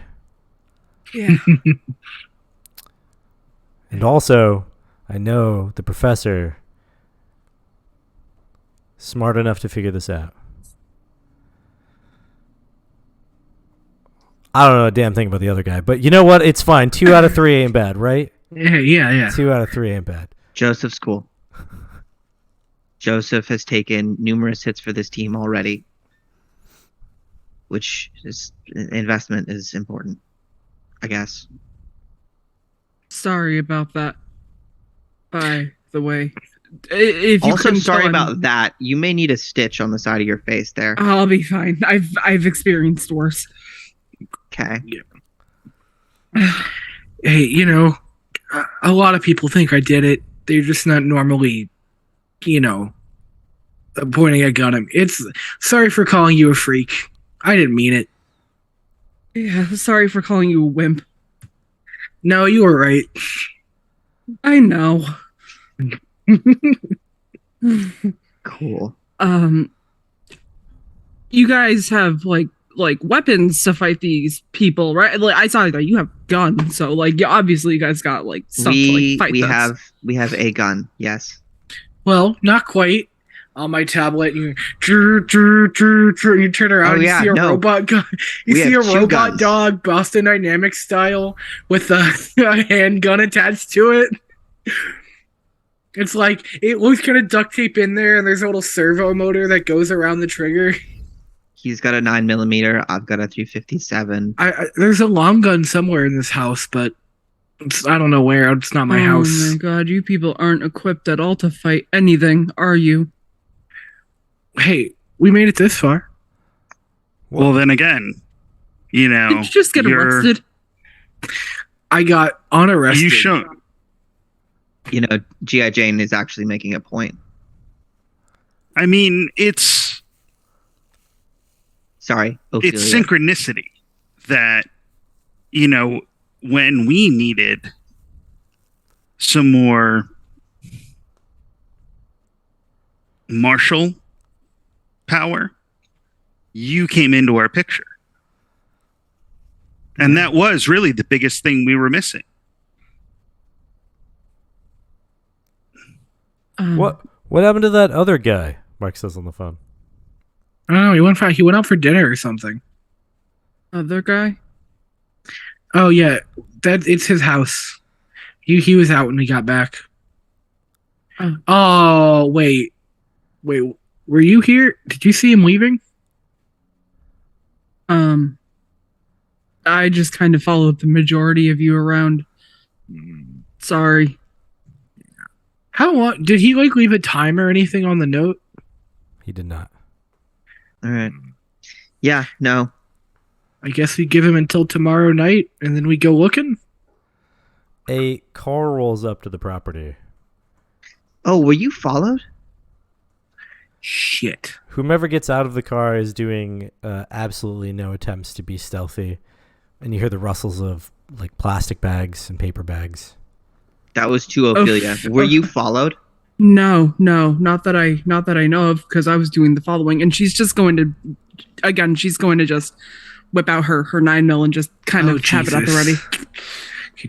I would like to stealthily peek out of the garage to see who it is. Okay. Let's roll some stealth for me. See how stealthily you peek out of the so- garage. To show off to your friend. That I'm not completely useless. Alex, what's going on? I 5 dice. I'm gonna Car's take it back pulled off up. speaker. Somebody's here. We're gonna check it out. 4 successes. Tell Liddy I love her. I'll talk to you later. Yeah. All right. Love Bye. you.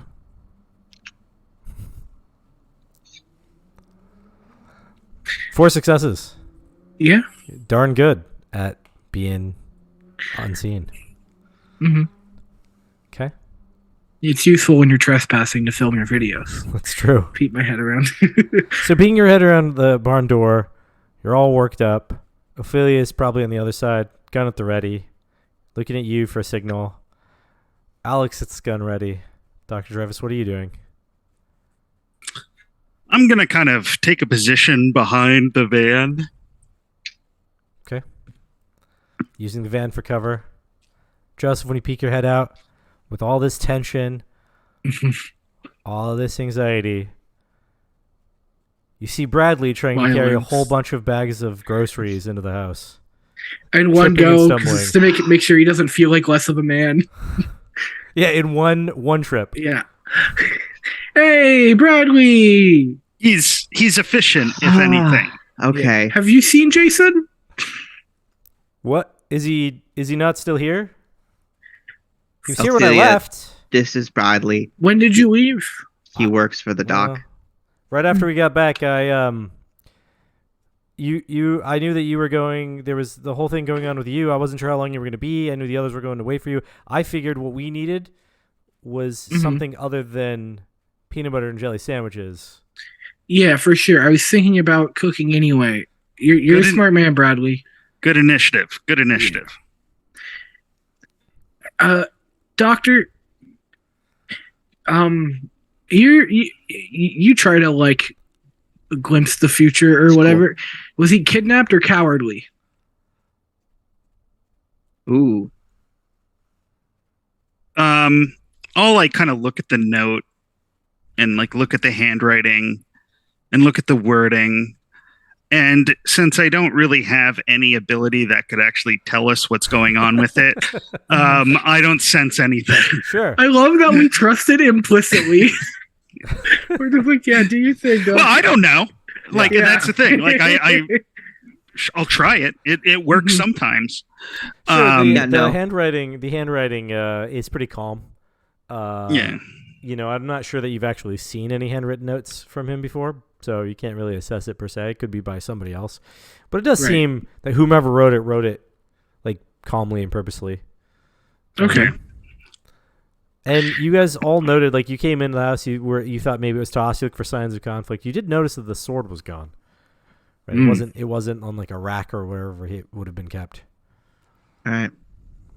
I mean, I imagine he would have taken that with him. Right. Exactly. Yeah.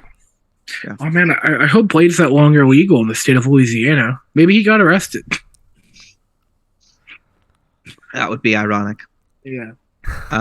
Ophelia, Mhm.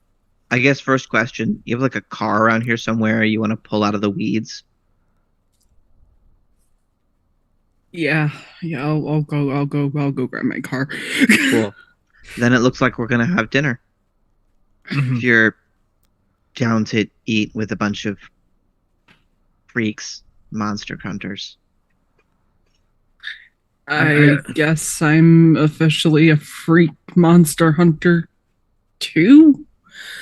So I mean, we haven't put you through the initiation yet, but there's a fucking there's an initiation? Alex Alex. walks off. Alex just walks off laughing. Alex, you can't. She's fucking with you, Ophelia. We apologize for her. She reminds me of me when I was younger. It's okay.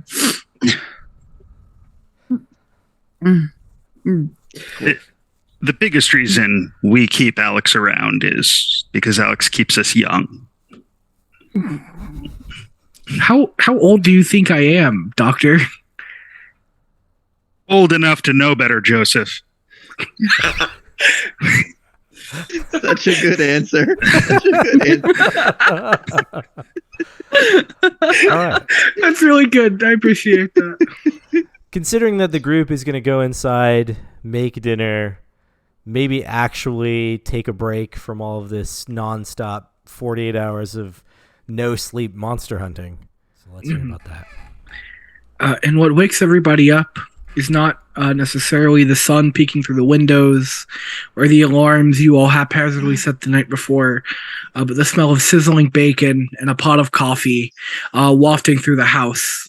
And if you find it in your hearts to come down to the kitchen, you'll see Joseph and like a kiss the cook apron, standing at the stove. Bradley didn't quite shop for everything that he needed for this, but that's okay. Not everyone has such a sophisticated palate as Joseph does. So he got up particularly early to go to the like nice, Whole Foods equivalent grocery store in town and come back. And he has a quiche and some bacon and some from scratch biscuits, some fresh fruit, even all spread out for everyone to come and get what they want. Coffee, of course. Right on. Probably an astronomically large amount of coffee. Oh yeah, because none of us sleep well because we're fucking monster hunters. So it's actually I found some of Jason's cash because I know he can afford it. I bought a second coffee maker so that I can have 2 pods going. And we all heal, although I think I'm the only one who's taken any too superficial damage as a result of my cell chef merit. And Excellent. Do we get willpower back Yeah. for sleeping? Yeah, you would. Ooh. How much? Just a point, or? Yeah. Okay. Yeah. We'll give you back. Let's give you back 2 points because you guys finally rested after 48 hours of like going nonstop, and I think beneficial, Alex was but I don't. on all kinds of stuff to stay awake during part of that. Yeah. Yeah. Alex, I'm 66. I don't do all-nighters anymore. You barely do all dayers. you know it. Alex rolls down looking pretty beat. Comes up. Welcome back to the land of the living. This is amazing. Walks up to Joseph, puts an arm around him, gives him a kiss on the cheek, and says, "Hey, I'm sorry I got you arrested. Hey. Now I'm gonna just eat all of this bacon." Yeah, right? for sure. Any opportunity to ram a cop car. I mean, consequences, sure, but I mean, Cool. Ophelia didn't hear that. Yeah. Bold of you to assume Ophelia would care. Yeah, fair.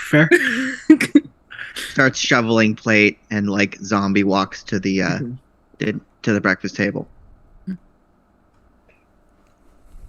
Who's next? Yeah, I'll definitely be down in like my bathrobe and old man pajamas. Your little wizard PJ cap. No, I don't go quite that far, but I do have like, the button up, flannel pajamas with like a bathrobe, and I fortunately Joseph was also kind enough to get the newspaper so I can have some coffee and read the newspaper to see if we made it in. Oh no! Yeah, that's a great point. Yeah, I get the legit. jail report. I think that's not local to where I am. Yeah. So I want to see if there is anything in there that applies to us, and then if there isn't, then I'll just start doing the crossword. There's absolutely a story on the fire in Berwick which you automatically know what it's referencing before it even finishes the story. Yep. The unexplained, potentially arson fire on the riverbank, on the bank of the Bayou Schaefer in Berwick.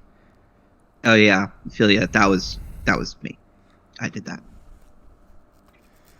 It was a lot of and evidence. there's a brief story on a back page about a traffic accident occurring downtown, relatively close to Morgan City Hall, which is not an area known for a lot of traffic accidents. Most people are pretty calm driving through there. And it's also like, most people, the traffic accidents are usually on the main roads and not the side roads that are like pretty small. No mention of where the traffic accident actually occurred, but just that the St. Mary's Parish Sheriff's Department was close by and quickly on the scene to deal with the situation, and et cetera. No one was injured, et cetera, et cetera, et cetera. Cool. Well, our names and faces aren't in there, so it's just the one guy that's after us. Yeah. We should still do something about that at some point. I'm sure we won't really have much of an option there. Yeah. For the record, Ophelia, there's this sheriff guy, Benoit. He caught us after we burned a bunch of torn apart bodies at the riverbank. Like, we said bodies like dismemberment and intestinal mushrooms and stuff. Mm-hmm. You're like, mundane law enforcement probably shouldn't know about that, so I burned the place down. Do I know this, Scott? Do I know this? Sheriff Deputy Benoit? Mm-hmm. Do I know of him? Given my ties to the police department. The question is, are your ties to the police department with the St. Mary's Parish Sheriff's Department, or are your ties with other police departments? I'd say she's worked for probably a couple different police departments because she's hopped from state to state for a little bit. Sure. So she probably worked for St. Mary's for maybe not super long, but long enough for her name to be out there. If she has at any point in time worked for St. Mary's Parish Sheriff's Department, then yeah, she would know Deputy Benoit. He's been on the force for a goodly amount of time, at least 10 years. Okay. So based on that knowledge, based on that information, what you do know pretty intensely is that there was... So St. Mary's Parish Sheriff's Department covers the entirety of St. Mary's Parish as the only police agency, law enforcement agency, but only because something. Well, there was a hurricane, firstly, but prior to the hurricane, there was rumors that each of the individual cities had their own police department. Morgan City specifically had its own police department because it's big enough, but there are rumors that they were fairly corrupt. But then the hurricane sort of damaged a lot of things, and in the sort of restructuring, there were whole lots of people that went missing, whole lots of people that people assumed just kind of left after their houses were damaged. A lot of the city was rebuilt. And that wasn't that long ago. It was only 7 years ago. But Benoit would have been on the sheriff's department then, and the sheriffs sort of swooped in and took over, not out of desire to be in charge of the entire parish, but out of necessity to be in charge of the entire parish, because there wasn't really anyone else to enforce laws. So, as a whole, the sheriff's department is stretched pretty thin. But yeah, Benoit has been on the force for a while, so you would have at some point interacted with him briefly probably. Because of being stretched thin, a lot of the sheriff's deputies are kind of all over the place, and they don't really have they don't cluster and have big team meetings and stuff. They are barely keeping it together, trying to just pull over people that are driving crazily or drunkenly in towns, responding to Escaping calls an to arson. whatever happening, dealing with stuff that maybe the fire department should be dealing with, but they're the first ones because they're the closest, that kind of thing. Yeah. So they're stretched thin. What that also means, though, from your brief time there, is that because they're stretched thin, there's also a tremendous lack of oversight. And so officers are kind of left on their own for long stretches, like not just like a whole shift, but potentially several shifts in a row without anyone checking in on them. Yeah. Yeah.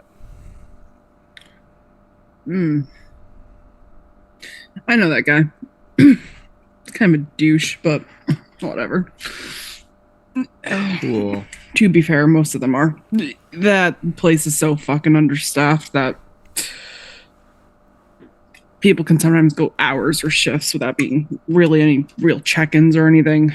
I'm surprised there aren't more weapons being stolen from that place. Not like anybody there actually gives a fuck.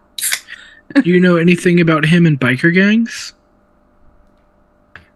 I didn't deal with the gangs when I worked for the police department. I did the cheap little petty shit, like they some of them considered me too womanly to deal with any of the harder stuff, despite the fact that I could probably bench press most of their asses. Whole lot of domestic violence calls that you had to deal with.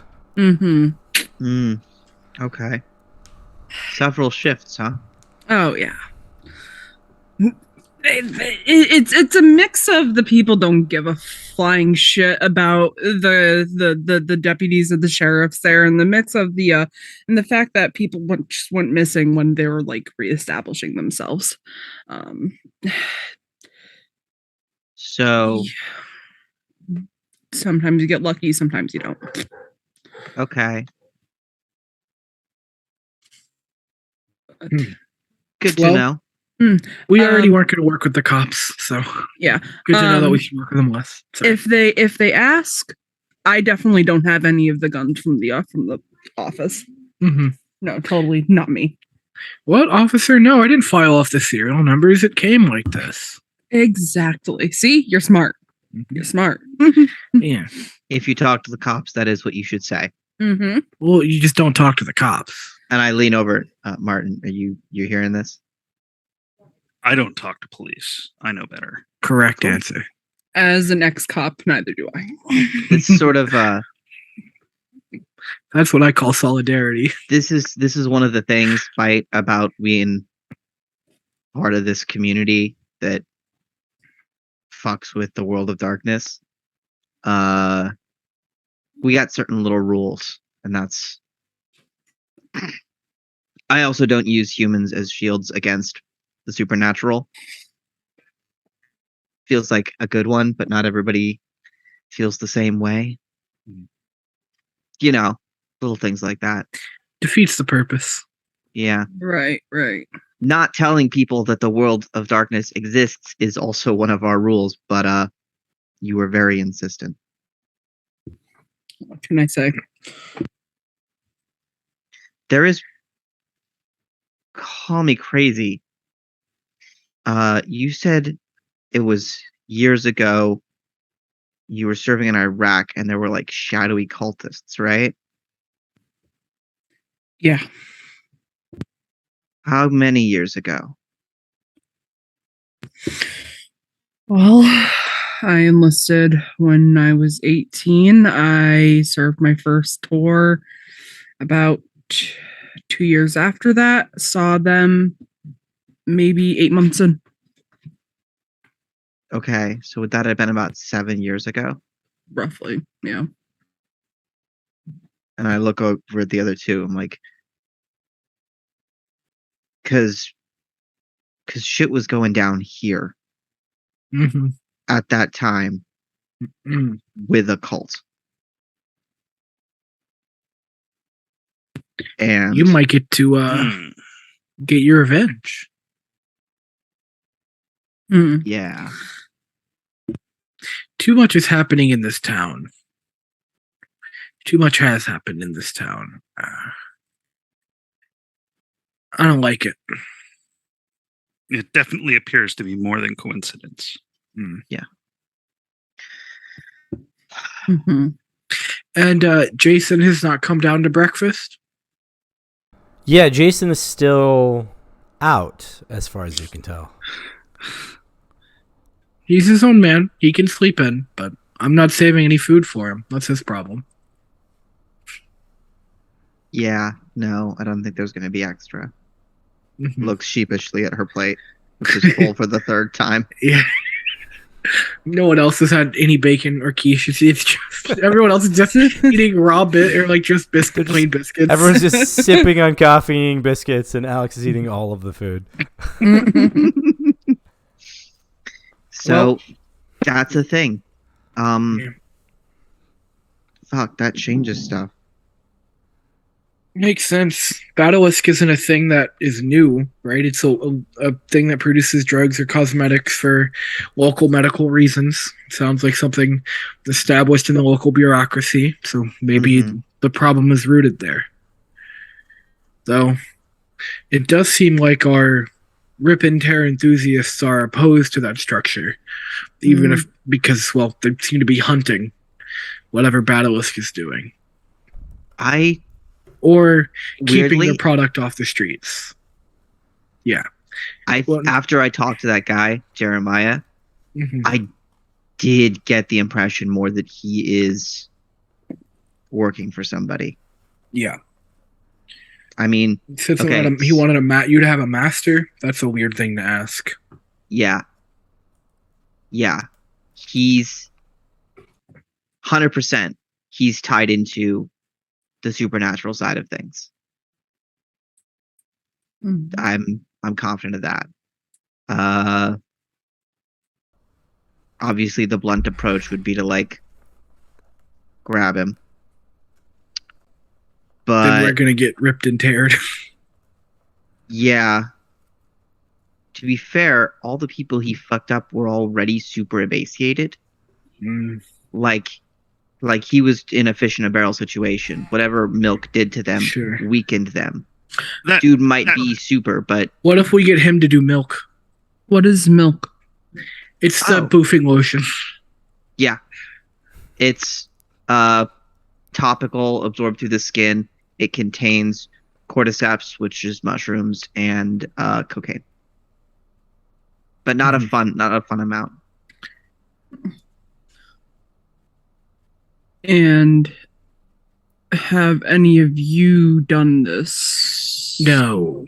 Everyone who has became addicted seems to have gotten super dehydrated. Mushrooms grew inside them, and then they were torn apart. Probably by this guy, Jeremiah. I think whatever happens when you use it attracts our monster, but I don't think being bait is smart. At least not yet. I mean... And the side effects, in addition, if it was just something like topical cocaine, that'd be one level of risk. But then with these spores that create basically these intestinal mushrooms, I mean, it's bodies. Like literally when we would, see their entrails, we would their guts would have these full-grown mushrooms in it. Out of curiosity, do you guys know if this lotion, I'm not calling it what you're calling it. It's on the bottle, and I pull a bottle out. It's from the pharmaceutical industry. They're going to sell the stuff. Oh, Jesus Christ! Yeah, and you said that this thing is like this He's Jeremiah not guy's real, by the way. Supernatural stuff. I'm just saying, Jesus, probably not real. I don't know. I don't give a fuck. Something. I'm not the type. I haven't encountered anything positive out here. Is what I'm saying. Okay. I wouldn't necessarily call that positive. As you were. Do you know if it only works on alive bodies? I mean, like, what would have do we know what would happen if we try to put it on a dead body? Would this guy be attracted to the dead body? You got a lot of dead bodies? We have a graveyard, don't we? Hmm. Given our chemical analysis of the substance, Scott, do we think that this would work on a dead person? Maybe. I guess that would involve some experimentation that you haven't yet done. Mm-hmm. Yeah. Don't forget that it's also laced with human DNA. Oh yeah, there's also human DNA in all of the bottles. Got that. Yeah, it's some kind of contamination. We don't really know what it is, but the source of the contamination, we have a reasonable lead. And I'm gonna grab a whole pot of coffee and pull up my tablet, and we're just gonna watch a medical facility today. Yeah, he was doing some recon when you. Right. Well. Yeah. I'm not great at the smart people stuff. But if we need weapons, I happen to know how to build weapons from scratch, and I'm really good at and I've got a guy. I know a guy. I know a guy. I know a guy. Hell yeah. I know a guy who might be able to help us out too. All of my weapons can't be traced. That's good. Are we talking 3D printing? Are you just do you have a lot of machinery in that car of yours? I'm talking I used to be a gunsmith. Okay. Oh damn. Mm-hmm. Okay. So, I can make basic knives. I can make guns. I can make exotic weapons too. Not you had an active career. My God. Oh yeah. Damn, dude. Yeah. I'm a what do they call it? A jack of all trades, a master of maybe like guns, one or two things. Right? Just saying. Yeah. It's hard to dodge a bullet. Yeah. Well, if we need to pick up this Jeremiah guy, he'll be right there. Yeah. I mean, all we know about him right now is that he's involved. Mm-hmm. Hang on. And I pull out one of the composition books. I actually go up to my room and I come back with a mead composition book that looks about 20 years old. Mm-hmm. And I start going through it and I'm like, some of this stuff is useful information about monsters, and some of it is what happens when you're on meth and think you're speaking to God. That wasn't me. I don't do that stuff. Okay. Speak to God. Yeah, exactly. So it looked like claws tearing apart the body. We've gone over that. I know I keep coming back to it. Mm-hmm. So we're probably dealing with, like I say, either a were thing or there's this group of vampires called Gang Rel. And they operate in a gang. And I did receive, they're because like I don't animalists. think, yeah. I don't know if I've had the chance to say this in character. So I did receive an email with a video from the night my crew was murdered of whatever it was recently from an unknown sender while on the hunt. Shit. That might be a threat. Mm. It's certainly something to worry about. It doesn't sound like a threat. I mean, it could just be a helpful follower. Yeah, can you see the creature? Only in, low res. I know I'm already a monster hunter, so it pains me to say this. It does look like the classic Bigfoot picture. It's real, but if you don't know that monsters exist, that's what you would say it basically is. But I promise it's not what it is. All right. I just want to say that if we get through all of this, and this is just for your YouTube channel, No, God. I'm gonna have so many nice things to take back.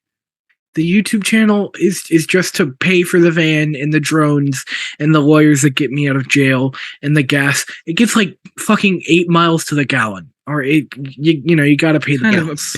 That's kind of a piss poor van. I don't got a lot of money. I like lean back in my chair and like point to the van. One of the windows has just got a trash bag over it instead of a proper glass. Oh, it's white, rusty. God, we need a new van. You can't go around in that thing. Do you have new van money? Actually, you have new van money. Oh damn! I need to return this motorcycle though. Yes, you do. Yeah. Wait. Well, it depends. Whose credit card was on the rental? Yes. She does. Oh, okay. I see.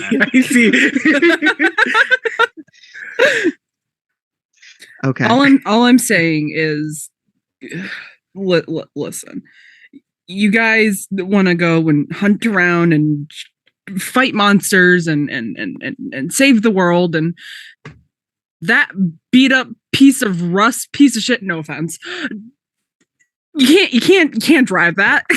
You can't drive that around. It does seem like it's going to like not start right as the slasher is slow walking towards us. Mm-hmm. No, I'll give you that. That is a van that gets you killed in horror movies. Wait. Can you get me a van with Bluetooth and a stereo that I can't take out? Can you give me a van with automatic windows? Does a van not have automatic? This is a van that you get killed in horror films with. Shame on you. Ooh, a backup Shame camera? on you. Oh my. Joseph, your bar is so low. Your bar is so low, my man. Wait. Like, can it be an automatic? An automatic what? Instead of a manual. Not an It's automatic a death trap. manual. Yes, that's your current van. Automatic death trap. Oh my God. Okay, so I've actually got a list of my ideal vans. I can send you a Google Doc. There's a Pinterest board. While I'm looking into Battlelist, maybe you can shop around. Here's my ID, my social security. Whatever you need to put it in my name. Joseph. I don't. Okay. What? Listen. Okay. I've got. Security number. I don't need your social security number. Joseph. Unless you are actively asking me to steal your identity. No, I just thought you might need to buy the van. I don't know. I don't know you. I have a social security number too, right? Like I can. It's fine. Joseph, Fine. you're currently at a 10, and we need you at about a 6. Okay. Okay. Sure. So weird to see somebody say that to somebody else. You guys are interesting. Thank you. I open up the back of the van to reveal the like miles of cable and all the highly specific like camera equipment and hotspot and like housings for the drones. It just needs to fit all of that, and maybe a little more if you can swing it. All right. Okay. Sounds good. So, shit, is that what we're doing today? Drone recon, shopping, motorcycle. Just running errands on our monster hunt. I'm just saying though, if I'm paying for the van, I'm picking the color. Ooh, like a polite green.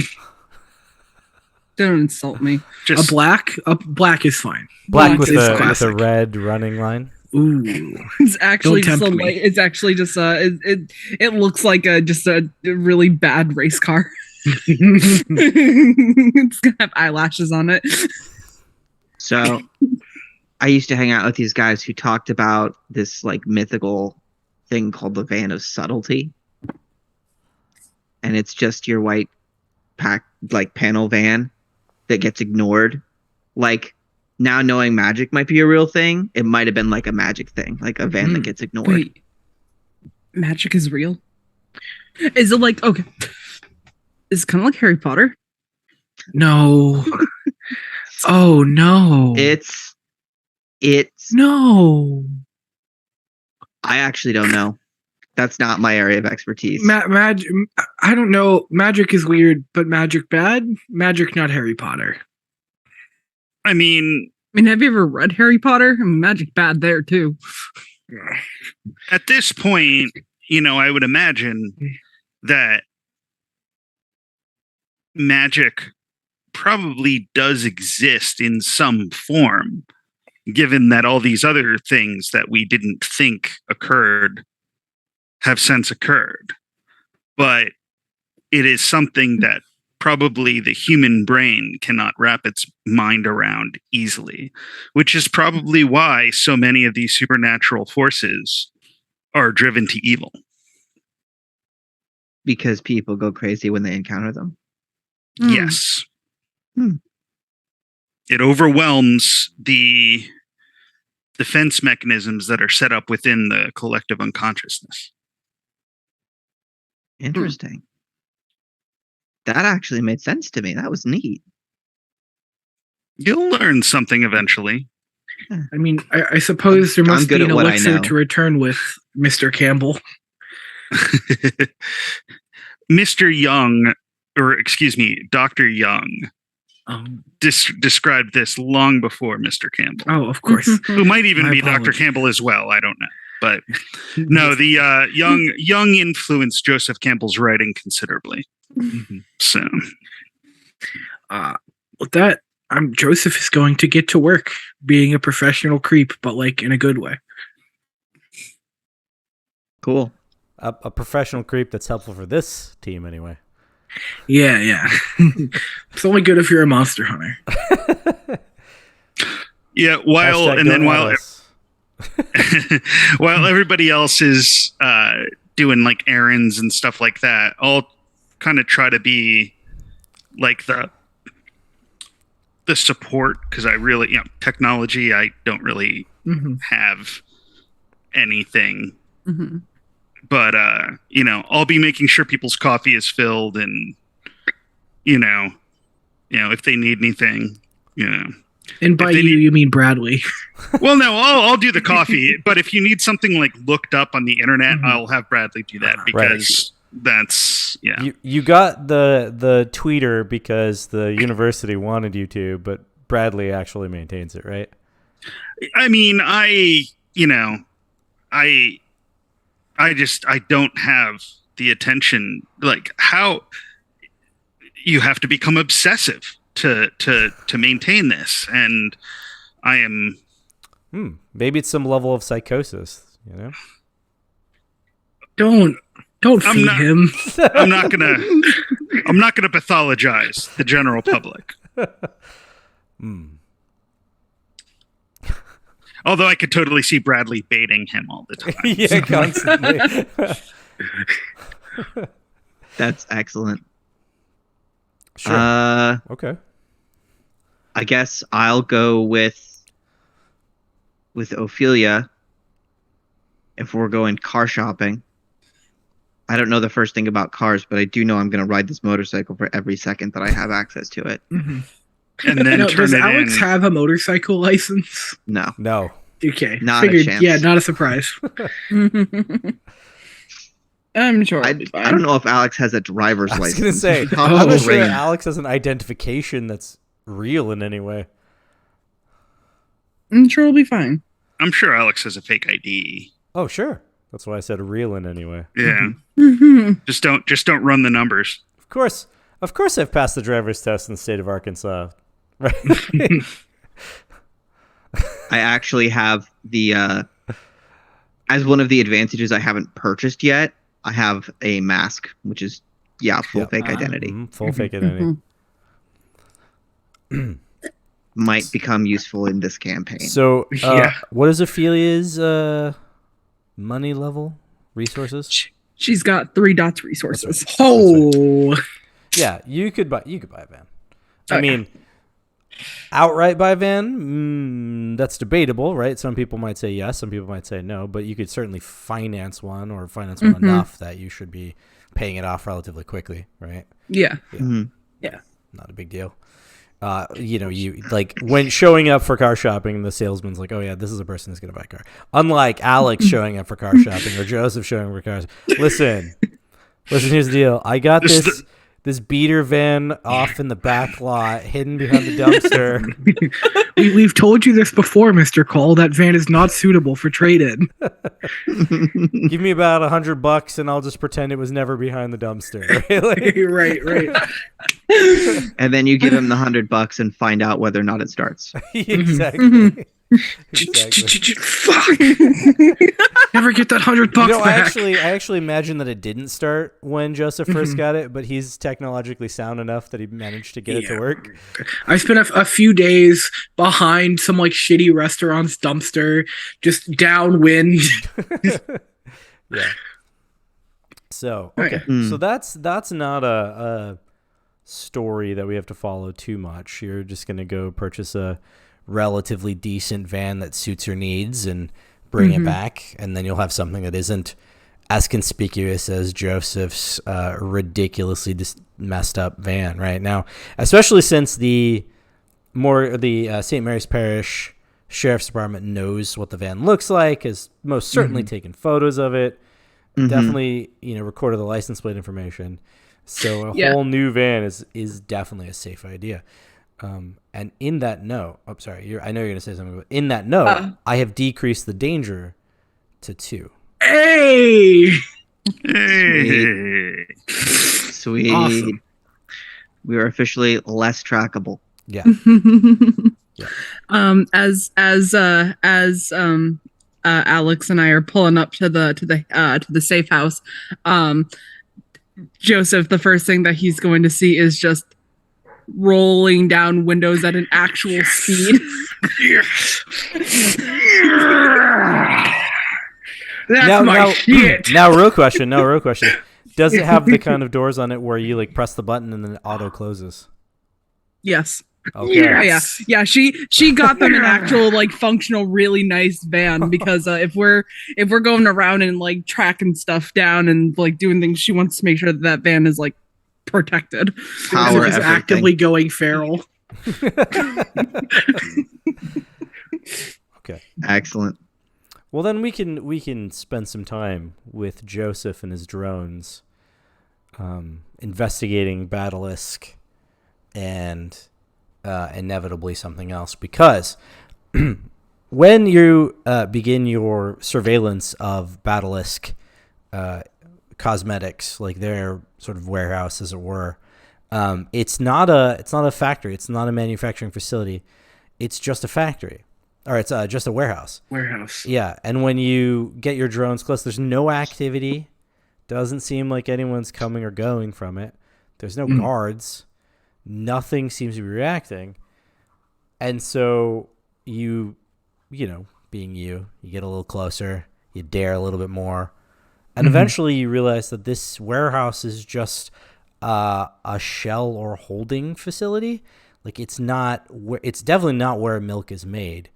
And if anything, it's an address rather than an actual thing. Yeah.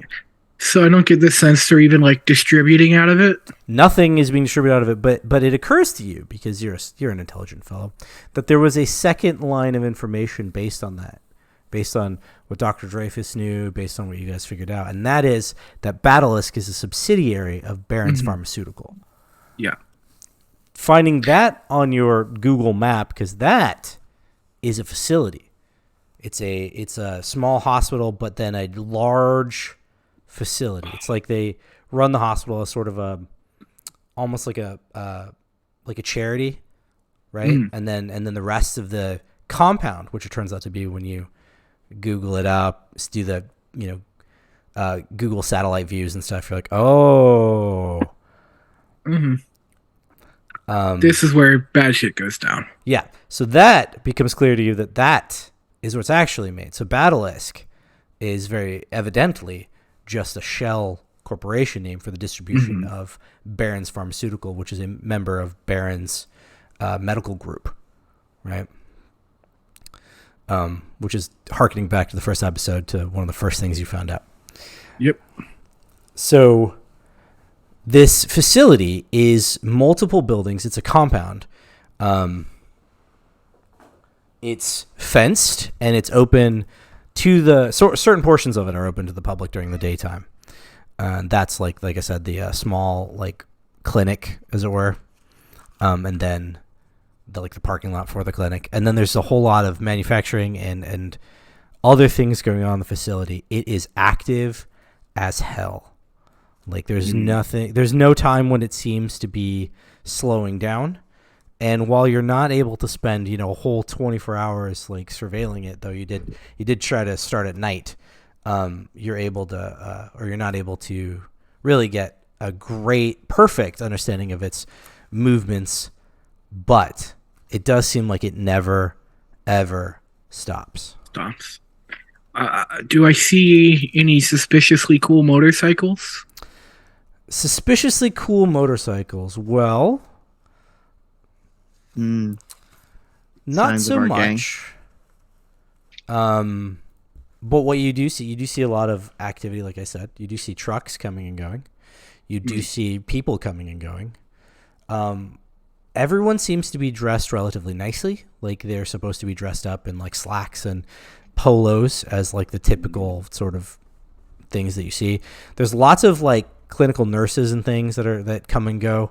The facility runs 24 hours, and so does, it seems, the clinic, despite the fact that its internet status says that it's only open during certain times of the day. Oh. How would is there any like open windows or A-track exits or something that I could maybe get my drone in to see what's going on the inside? It's actually pretty difficult for you to get close. There's a security company that seems to be manning it. And there's a lot of signs. And one of the signs that you see, like the main sign for the facility, says Barron's Pharmaceutical, and then it says a Barron's and Lancaster company. And there's a logo, which I'll share with you guys in a moment on the Discord. And everyone at home can wonder what it is. I'm just gonna say it. Just drag it into As OBS Alex- as an overlay. I mean, I can. Lancaster sounds like a vampire name. Yeah, it's definitely a family name for sure. Barron and Lancaster. This is definitely not Joseph. It's like two different of the Hakata families, like a Giovanni and somebody else. That's what it feels like. Well, there's only one way to find out. Ooh, that's fancy. That looks cool as hell. And It's- fucking obviously evil. It's like either an eye or a flower or a flame on a green background, half like pale wood and the other half like red wood. So I am going to look at it and possibly use my occult knowledge as well as my knowledge of Jungian symbolism to kind of see what kind of esoteric meanings these eyes that kind of look like flame, that kind of look like,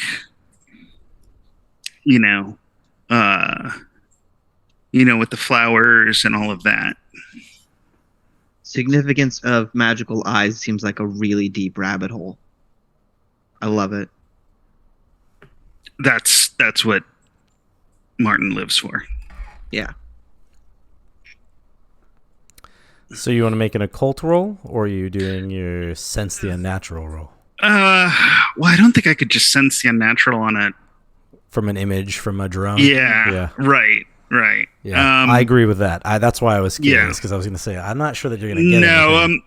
I'm kind of going off of my knowledge of kind of the symbolism behind the stuff and what it might mean. Mm-hmm. So I guess, what is that? Intelligence occult? Yeah, I would agree with that. Would I get a desperation die? Yeah, absolutely get a desperation die. Okay, so that's going to be 6. And any chance I can assist by directing my drone as requested? I don't think so. I think that your drone's already assisting by being there. Worth asking. Yeah. 4 successes. Ooh. 4. Nice. Okay, well, you can get the feel that this eye certainly has some occult symbols, as you had assumed already. Mm-hmm. There's definitely contrast of color, right? There's the reds and the blues and the greens, seeming to symbol the, fire, water, earth. Mm-hmm. There's an eye inside of a diamond. There's this eye. Eyes are the windows of the soul. There are also, symbols with eyes that represent like the eye of Ra, eye of Horus, right? Some sort of mystical magicalness to that. So you have elements, you have eyes, you have things being contained within sort of geometrical shapes. It certainly seems like whomever has made this logo is trying to make an occult symbol that doesn't look like an occult symbol, but to the trained eye like yourself, the trained eye like yourself, would recognize it and potentially understand that there's something there.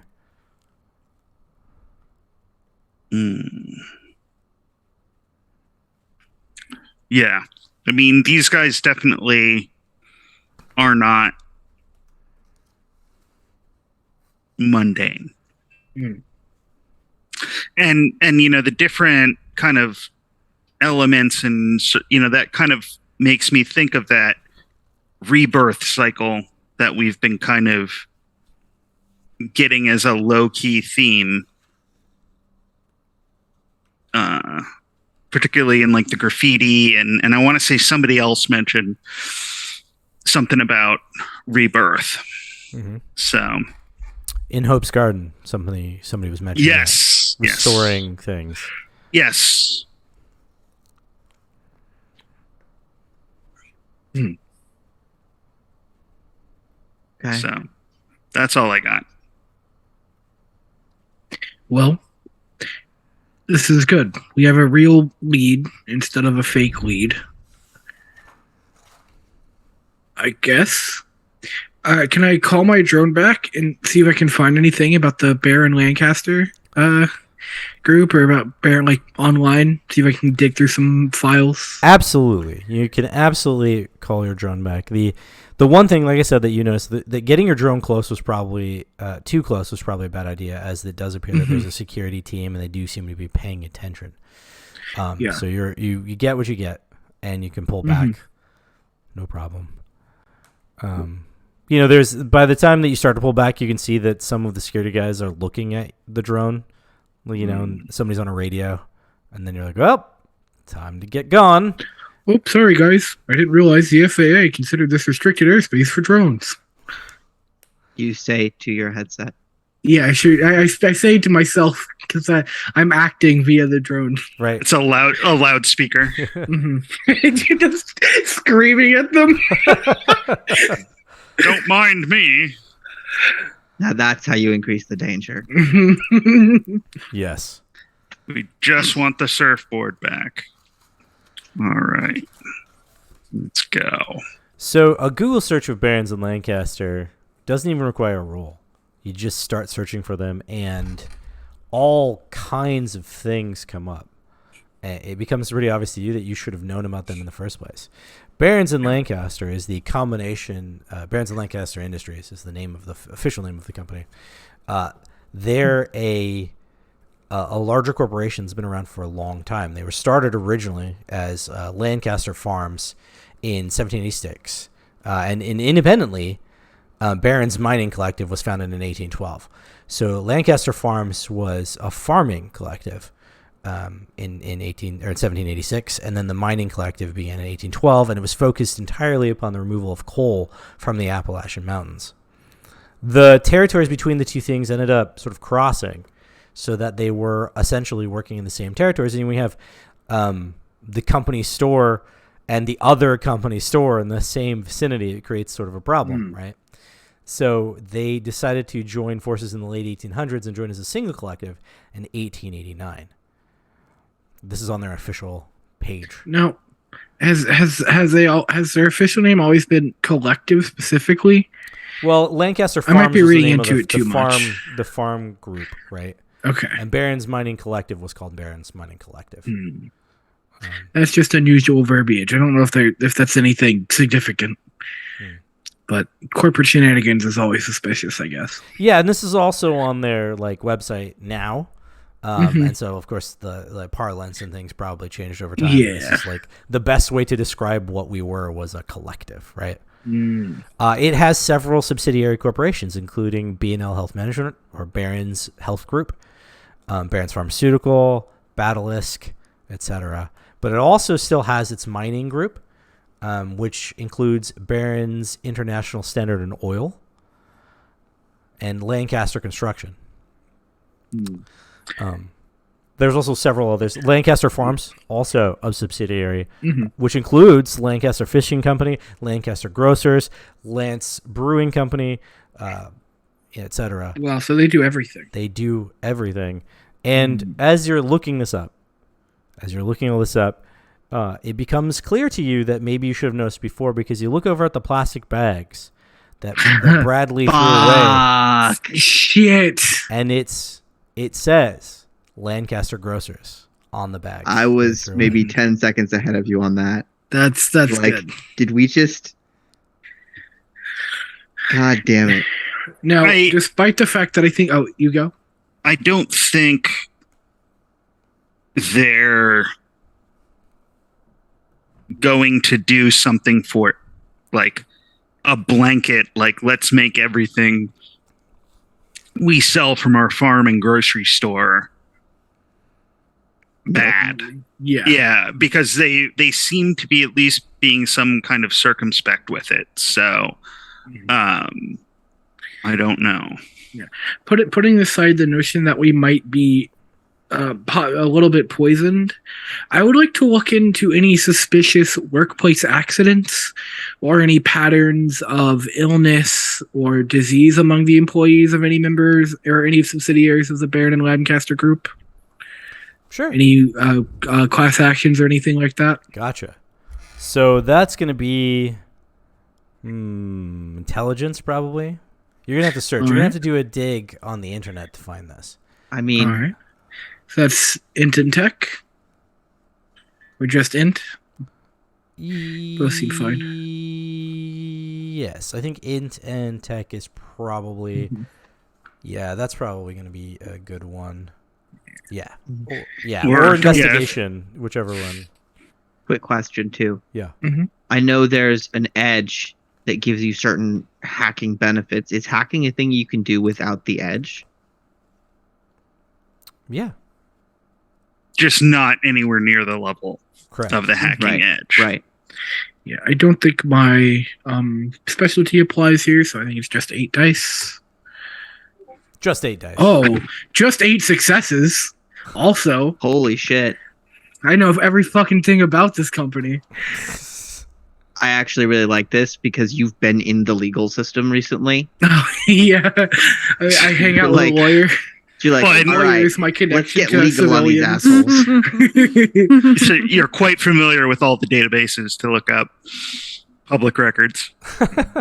Right? Sure. So what you discover is that despite their tremendous attempts to hide certain embarrassing legal situations for them, there have been a few notable like complaints against the company. Not a lot of like workplace injuries, as it were.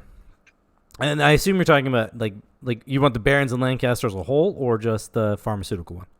I was thinking of the whole. Okay, because so it's a really, really, really big company. So there definitely have been workplace injuries and things like that. Well, yeah, looking in particular for like rashes of illnesses, things like that. Gotcha. So, like, you know, when you see an ad on TV and it's like, you or a family member might be entitled to financial compensation because they're exposed to something like that. Sure. There have been a few of those over time. I mean, it's been around since the late 1700s, so there definitely have been a few of those since the late 1890s when they became a group, right? Or the late 1800s when they became a group together. There have been a few of those, especially in the times when there weren't regulations for that kind of thing. So that's pretty typical, and you were expecting that because that's normal.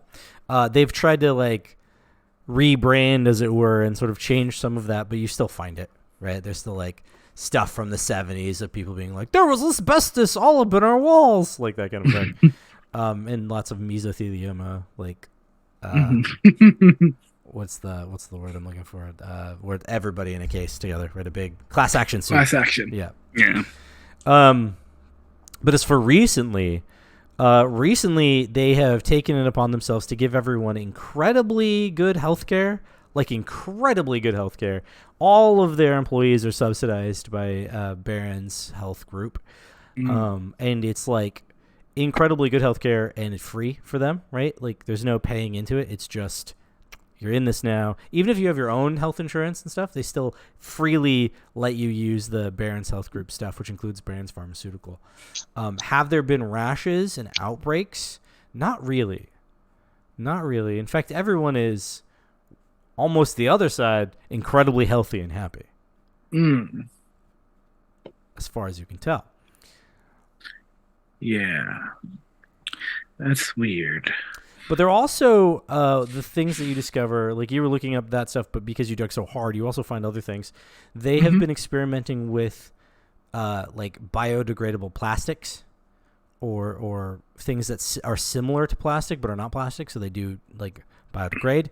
And they're part of this sort of like initiative, this sort of Earth First initiative thing. They're spearheading it in their investigation to sort of find plants that can renew themselves. And so they have been doing a lot of that work, which does include some people who have been sort of experimented upon with some of the pharmaceuticals and have had reactions to it, but they've been okay. And I mean, I guess I'll look at that stuff to see are the clinical trials that those were involved in, are those publicly available? They are not. They're not. And they probably are not far. Oh, go ahead. What? Oh, I was gonna ask about any patents yet, but there are some, but not in anything. I mean, there's a lot for their pharmaceutical stuff, right? But specifically about the plastics. But about the plastics, not quite in that yet. But what I was going to say is that while their clinical trials aren't necessarily public yet, that's what Joseph uncovers when he's digging. Sorry about the interruptions. Yeah, it's all good. Oh, yeah. There have been some weird ones there, Doctor. Some experiments that are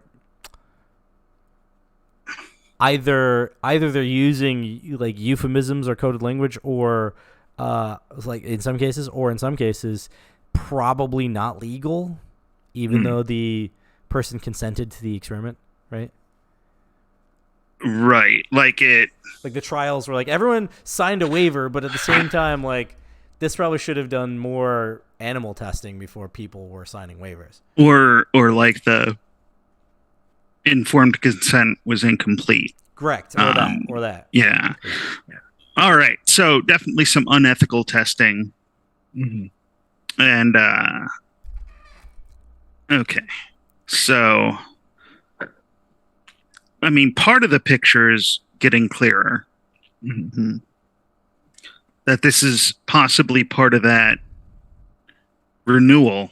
I mean, because fungi can...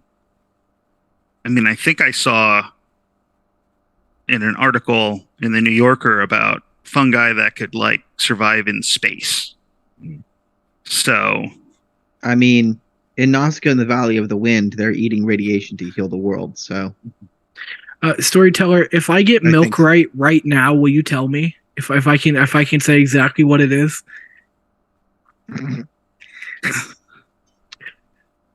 Fair enough. Dangerous. No, I will not confirm. Yeah, deny correct. anything. My theory is that the human DNA is in there because the fungus eats humans to like propagate itself, but it's also a little bit human so that it can be a self-replicating, if not the milk itself, the plastic, or both.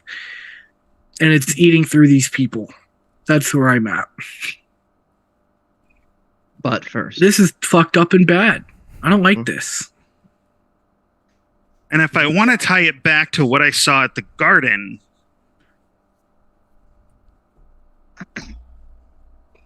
they were talking about kind of reclaiming and rebirth. So they want to bring something about.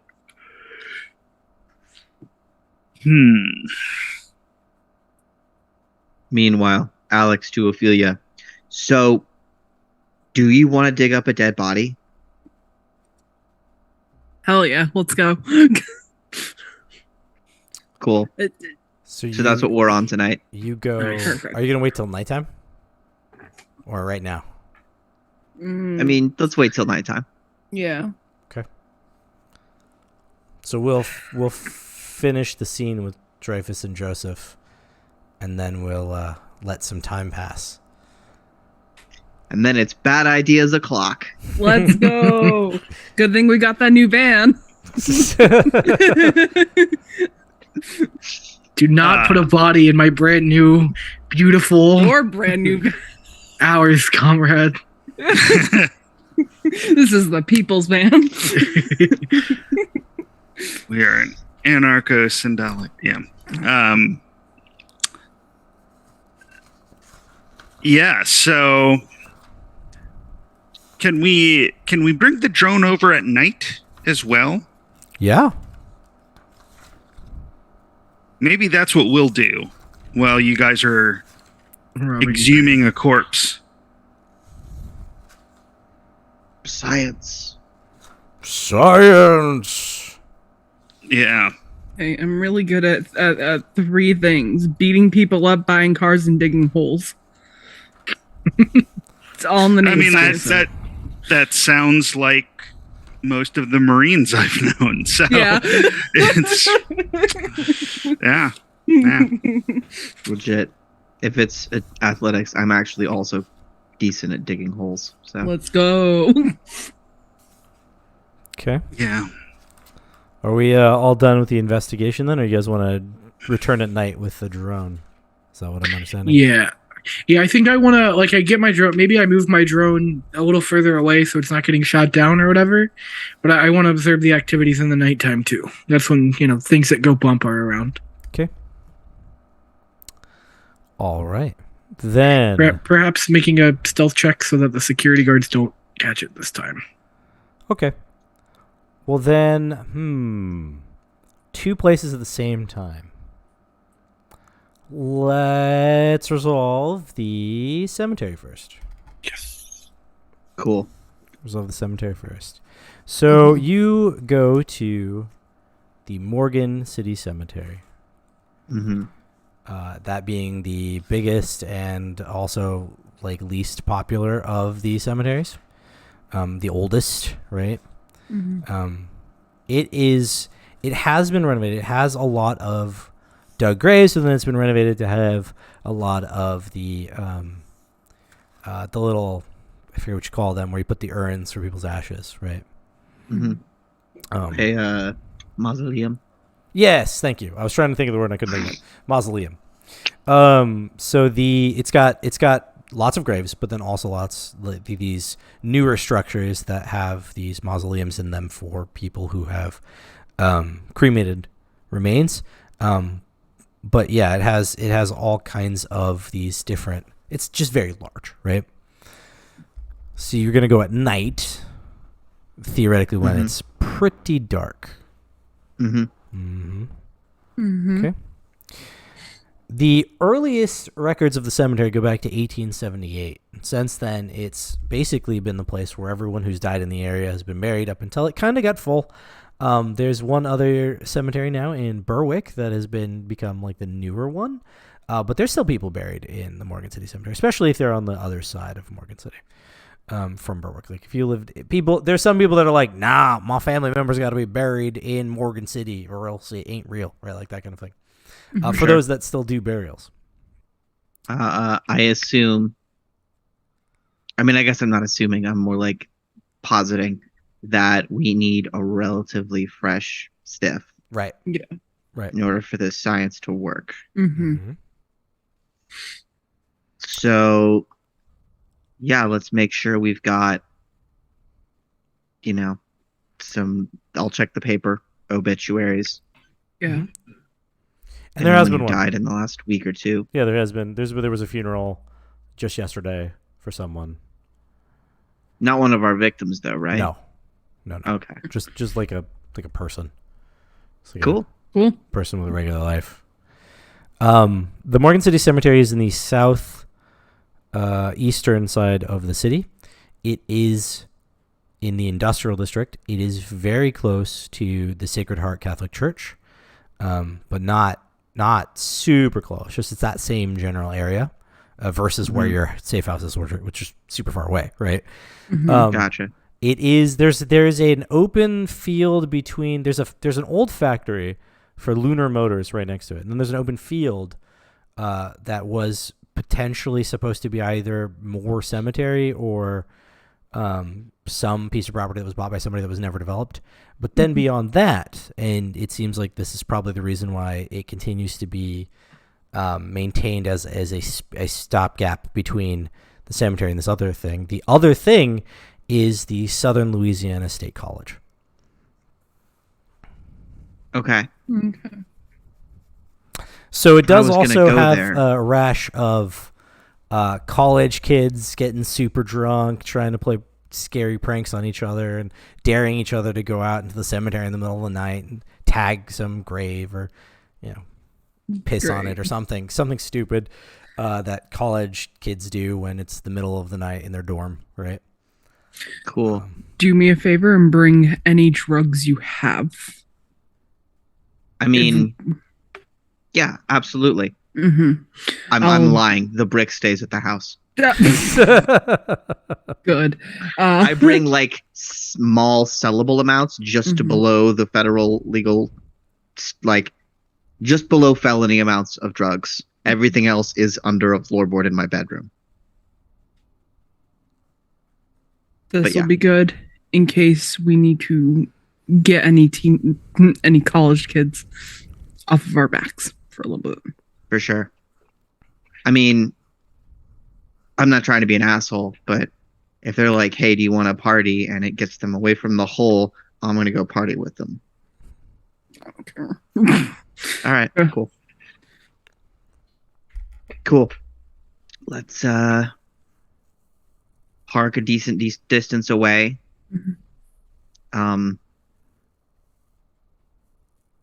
Short-handed shovels so they can live in a bag until we get there. Sure. Mm-hmm. The cemetery. And oh, sorry, go ahead. Yeah. Oh, and also my gun, because we're about to go into a cemetery where monsters attack people. Yep. I will also be bringing my vest, both of my sidearms, and strapped to my back, I'm going to have my baseball bat, just in case. You never I can know. go in the bag with the shovels, right? Yeah. Just for all right. Okay. Cool. So we go look for the grave. The cemetery Super low profile. is a maze because it's both old and new, right? There's the roads sort of twist and turn. The hills and mounds kind of go up and down. The structures almost appear out of nowhere, right? Wherever they could build them that wasn't already on top of a bunch of people's graves. It's just this sort of awkward maze that it makes it difficult for you to find the fresher grave. You have a name, but if it was only a few days ago, they don't likely have a headstone. It's usually like a marker, and then the headstone comes later, right? That's usually how it's done. Right. So you're milling around in the cemetery looking for a marker where a headstone should be. Mm-hmm. It takes you some time. It's dark. You have flashlights. No one seems to bother you. It seems like tonight must be an off night for the students if they were going to be coming out here. But that makes sense because it's Monday night. Not usually a night that people are getting drunk and daring each other. Actually, it's Tuesday night, now that I think about it, because you guys arrived at the Blessing of the Fleet. So it's Tuesday night. Cool. So it's not a heavy party night, as it were, at the college. If you would be coming on a Saturday, different story. Note to self, come back on Saturday. There's like a cursory, like, security drive-by at some point, but like they don't even come into the actual cemetery. It's like you see them outside on the main road in front of it, just sort of roll by for a minute, stop, shine a light in, and drive off. Clearly they don't care. And even if, like, no attempts to see if there are any college kids, right? One of the situations where even if they did, they probably wouldn't do anything about it, right? Mm-hmm. Just say that they did their nightly check and then get their paycheck at the end of the week, right? Cool. So even when that happens, you don't even hide that well, just behind some headstones, and then they like shine their light around and then move on. Like, they could have even seen you, but they didn't seem to care. Okay. But eventually you find the marker in the ground where the headstone should be. And checking it, you get the information you need to confirm that it's who you're looking for. The ground is fresh, so, Right. lots of evidence that you're in the right place. It's a patch of grass that's like a exact shape, cut, right, set on top of the dirt. Doesn't look like the other grass. Like it waves the other way. Like the grass all goes like one way and it's like the other way. Alas, poor Kathy. I knew her. Not at all. Rest Okay, in let's rest go in for it. peace, Kathy. Whatever. Take out the shovel and unceremoniously gonna start just digging a hole. Yep.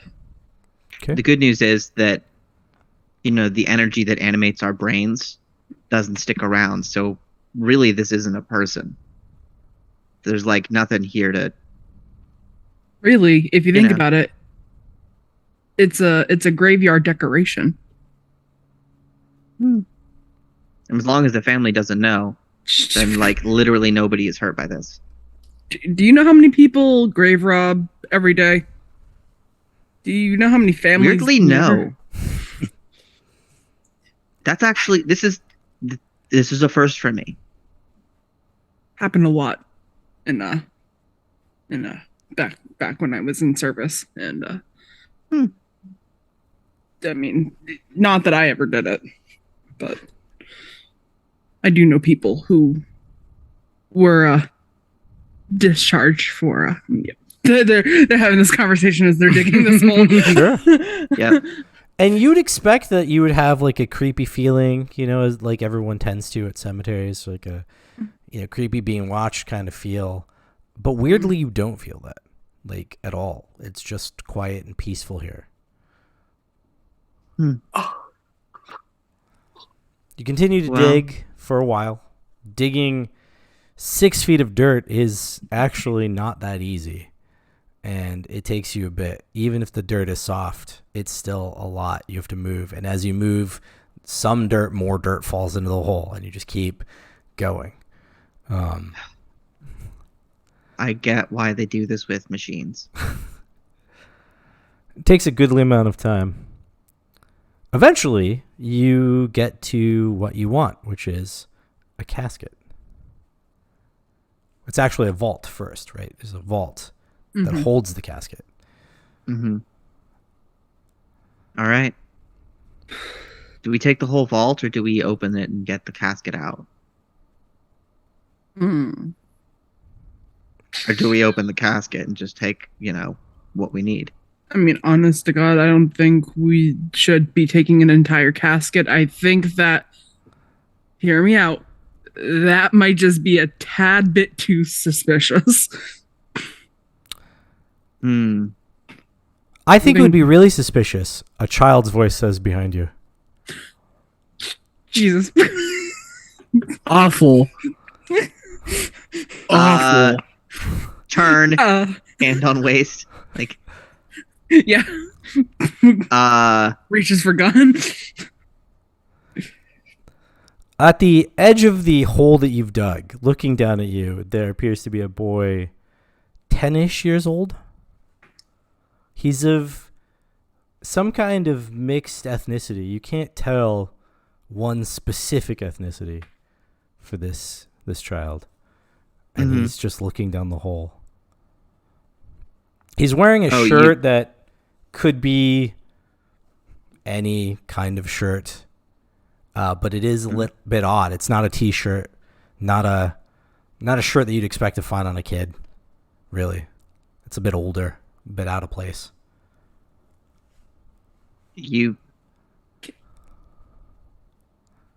Hi. Hi. What are you doing? What are you doing? I'm asking you what you're doing. And yeah. We're in a graveyard at night. Yeah. Mm-hmm. Why are you here? I see that. Why am I here? Yeah. Yeah. 'Cause I live here. In this graveyard. Sure. I mean, where else do people live? Houses. Huh? Houses. I'm gonna reach my hand out to see if I can touch the kid. Well, you're 5.5 feet down, so he just kind of backs up because your hand is just kind of pawing at the ground. Yeah, but I'm 5'11". That's a point. Oh no! I reach into my back pocket, pull out a small syringe, stick myself, and hit the plunger. This is oh god. Why are we? What are you doing? I'm trying to hide that, but I'm definitely doing it. Okay. Okay. Yeah, we'll say that you did a successful job of doing something. While Ophelia was reaching wildly for the kid, trying to touch him, he backs up. He says, what are you doing? I didn't ask you to touch me. Good point. Kid, don't you have like parents? Where are your mom and dad? No one has really ever asked me that question before. No one has ever asked you where your parents are. Well, no one's really ever asked me if I had parents. They always ask me where my parents are. I don't know, but do I even have any? That's a new one. Do You're hunters, right? That's a little blunt. I mean, you hunters of seem what? like hunters. Either that or you're something. I don't know what you are. And you're a regular person, and regular persons and somethings don't really hang out together unless the somethings are good, and that usually means that against the bad, and that usually means hunter. So here we are. It's an interesting theory. Alternative, she's working for me. Well, but she seems to be acting without like you telling her what to do, so like she's obviously not like your ghoul or anything. Ghouls could be connected mentally. I don't have to always tell her. Besides, she's clearly the bigger one doing most of the digging. Sure. I mean, I guess Which, by the way, keep digging. Sure. Now, kid. She just keeps digging. Uh-huh. So, hunters and ghouls, vampires, how long have you been in this graveyard? Wow. 7 years. 7 years. Mm-hmm. I used to live somewhere else, but it got destroyed in the hurricane. Right. The hurricane when the bad stuff started happening, right? Yeah. Mm-hmm. So I'm guessing that's when you became a permanent resident here. Of the graveyard? Yeah. Yes. Okay. Mm.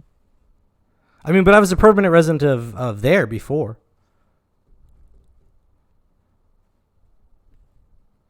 Are you a ghost? No. So you're corporeal. Yeah, absolutely. Okay. I mean, when I want to be, anyway. When you want to be. Okay. I mean, I can be incorporeal. You want me to be incorporeal? I can do that. Not. I mean, it doesn't really change anything to me. Sure.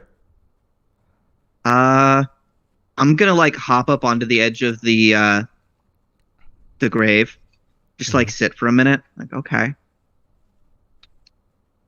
So let's do this. Let's trade questions. Sure. I've asked you if you were corporeal. Uh-huh. You have a question for me? Yeah. Who's Lydia? Oh, fuck.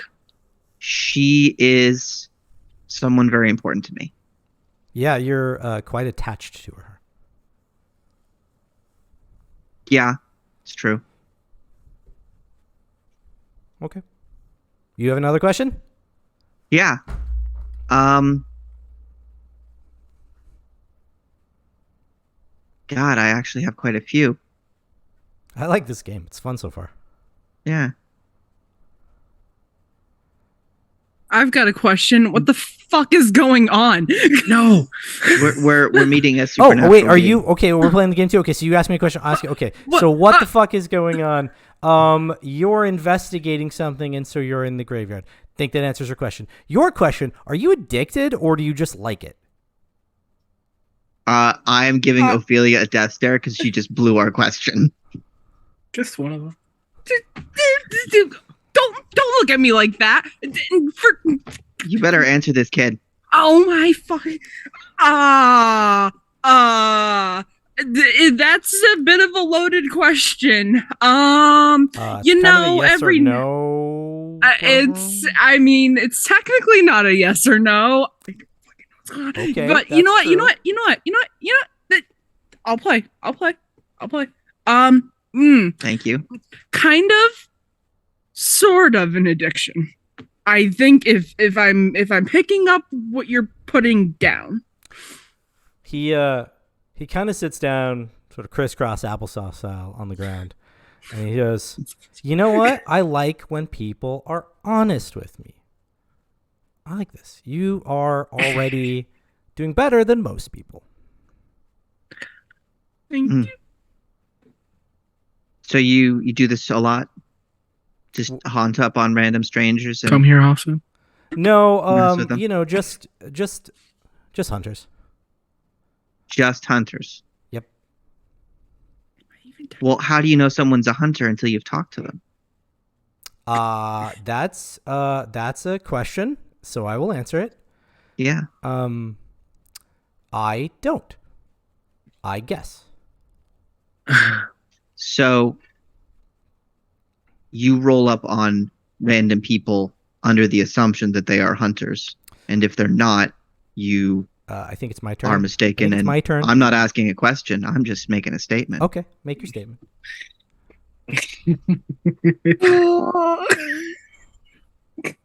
No, I'm done. Go ahead. done? Ask your Okay. It's question. so juicy. Keep digging her hole. This is good TV. This is me just digging my own grave. Okay. So why do you feel the need to prove yourself to Mark? Christ.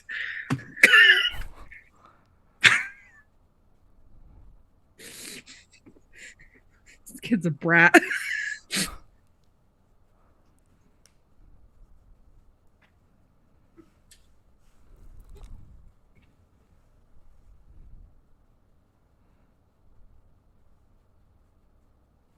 Because it's my fault.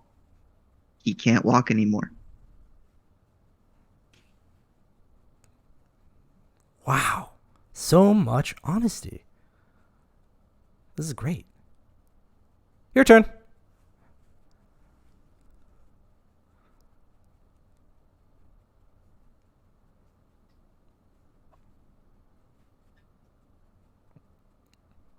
You talk to hunters. Are you with us or against us? What was that? What was that phrase in that book that they wrote like 1700 years ago? What was it? No, it was the other book, the older one. There was a phrase that said, what was it? In English, it is, I am that I am. That's what it was. Yeah. Fucking.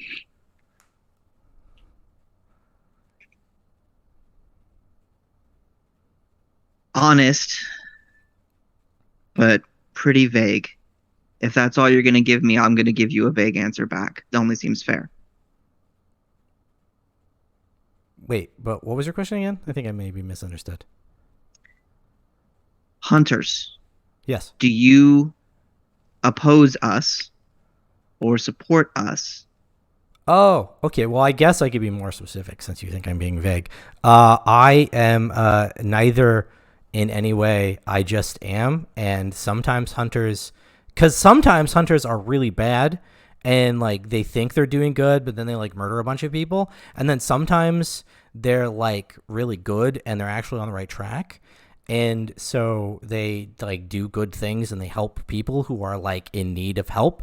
So I can't say that I'm like for hunters. I mean, there's lots of you that organize together and you like those organizations, like whenever they come here, I hate them because they're just being dicks to the wrong people and they don't want to really with you. They're shit. Yeah. And so like your question was vague and so I'm trying to give you the best answer I can. I appreciate that. Also, I lean down to Ophelia. So some hunters organize into like some kind of corporate structures. They are predominantly dicks. Great, got it. Like, I just don't. Sounds about as capitalist as we're gonna get here. Cool, and she's gonna keep digging. I mean, but okay, but yes, I have been for hunters before, and yes, I've been in the way of hunters before. Cool. Usually not intentionally. All right. Yeah, I appreciate the honesty. I think it's your question, right? Oh yeah. Can I ask her a question? Go right ahead, Diggs. Oh wait, that was a question. Dang it. Okay, go ahead. Yeah, but that was kind of a question for me. All right, we'll come back to that. Yeah. We'll wrap back around. What's your name? Caleb. Well, you can call me Caleb. Not everyone's called me Caleb. Caleb. Okay. Cool. I hop back into the hole and start digging some more. Oh, is the game over? No, we just got to get this done. Oh, dang it. That was another question. You guys are good at this game. Wow. You could say we're question masters or something like that. Continues to dig. All right. Caleb.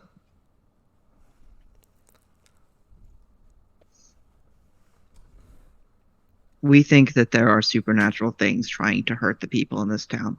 Mm-hmm. If you knew something about them, could you tell us?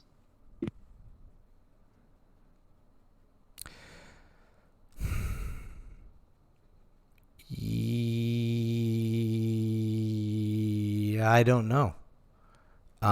We used to have a rule, my siblings and I, but they kind of went somewhere else, and like, I don't know if we follow that rule anymore. But I mean, it's only been 7 years, so I mean, probably they're still around. I mean, we probably still follow the rule, but like, I haven't talked to them in a while, so I don't know if we still have those rules or if we have new rules because like things are different now. Okay. Let me ask you a question. Why should I help you? Well, you said that sometimes hunters just hurt a lot of people. Mm-hmm.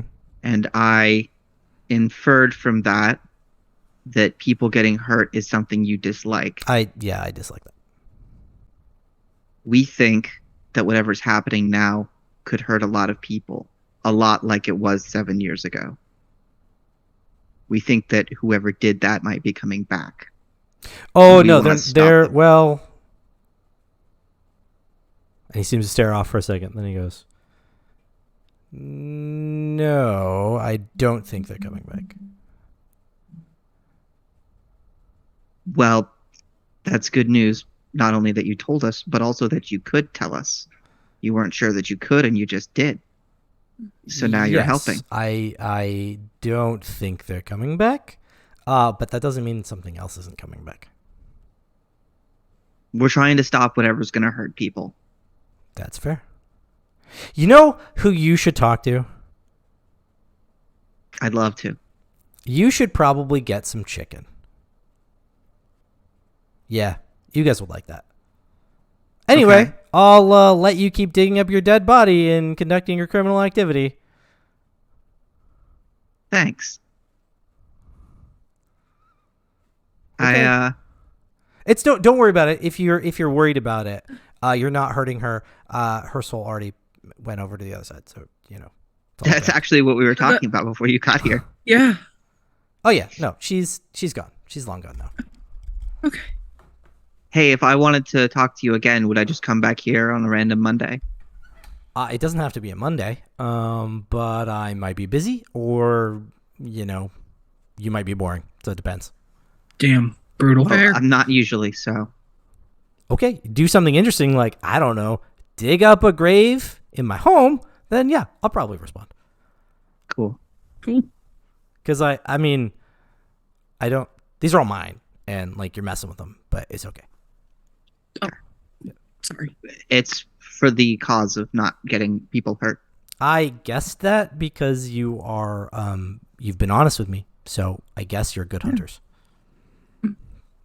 Bad hunters usually lie to me, or like before we even get like far enough to have a conversation, they like try to contain me in something, or like Like shoot shoot at you stuff or at something. me, or Yeah. like yeah, Yeah. raise a cross and start doing some stuff, Yeah. No, I wasn't going to do that at all. Well, that Okay. makes you a good hunter. Yeah. Okay, then. Bye. Bye. Bye. He walks away, and he basically rounds like a headstone, and it's like a narrow headstone, and you should see him pass the other side, and he just doesn't. Um.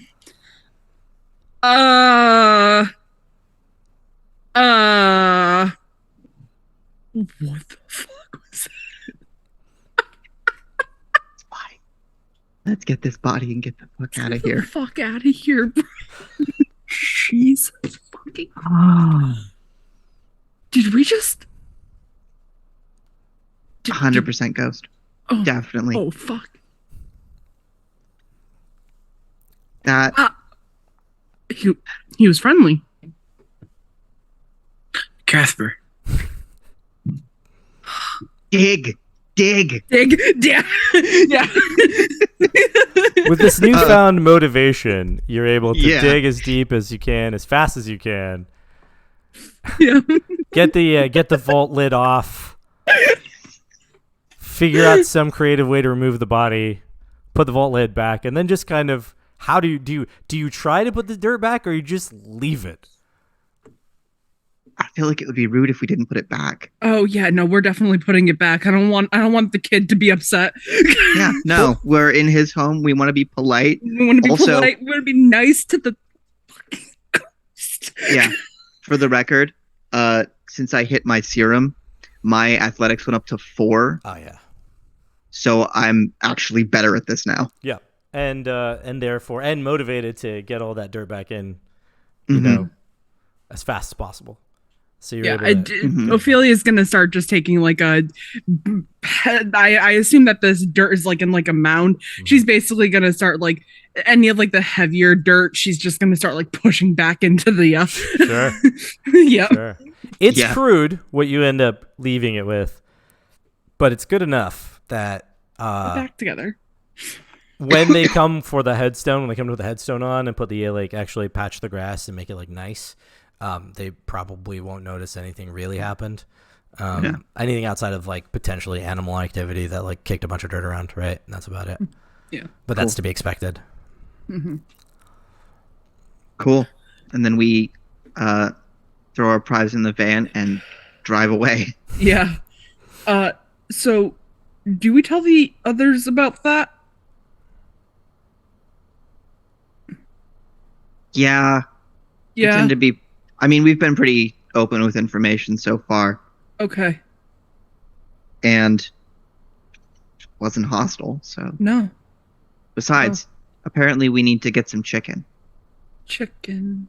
I wish we would have asked him one more question as to if there was a specific type. Is it supposed to be alive? Can it be dead? I wanted to ask him how he knew all that shit about us. It might be for the best if we don't know. I mean, I assume he's got maybe the graveyard is his resting place, but he's got citywide range. But how did he know that we were a thing? I mean, like he said, we were infringing on his home, so he probably picked up. I don't know. I'm throwing guesses to the wind here. But here's the. Follow me on this real quick. Okay. I haven't talked to Mark or mentioned Lydia before last night in front of you. Mm-hmm. Which means either that kid was able to get into my memory and see what was important to me, or it was watching us when you showed up.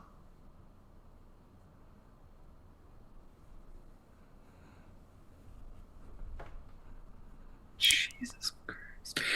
And now we to Joseph. That does seem like a good space to cut. Yeah. Oh shit, realization. Boy, I sure hope nothing's going on at the graveyard that we might have to worry about later. Oh, we don't even know they're grave robbing, right? No, we did not tell you that. Any kind of trouble. I'm sure they'll keep each other accountable. All right. So you are taking your drone and flying it back over the facility, the compound for Barron's Pharmaceutical at night. Low to the ground. Well, quiet as you like. You're trying to see what kind of activity happens at night? Yeah. Right. Who's coming and going? Any familiar faces? Mm-hmm. What buildings that shouldn't be taking stuff so late are, stuff like that. Yeah. And one thing that and this might have been something we could have answered during the day. Sure. But the layout of the facility. Yeah. I was just about to say. Does it match any kind of occult design or symmetry that I would be aware of? No. It seems all functional, right? Okay. There's large main building, smaller what appears to be an office building, other building that's clinic, right? Mm-hmm. With wings and stuff to it. But then there's 3 greenhouses on the property. Gotcha.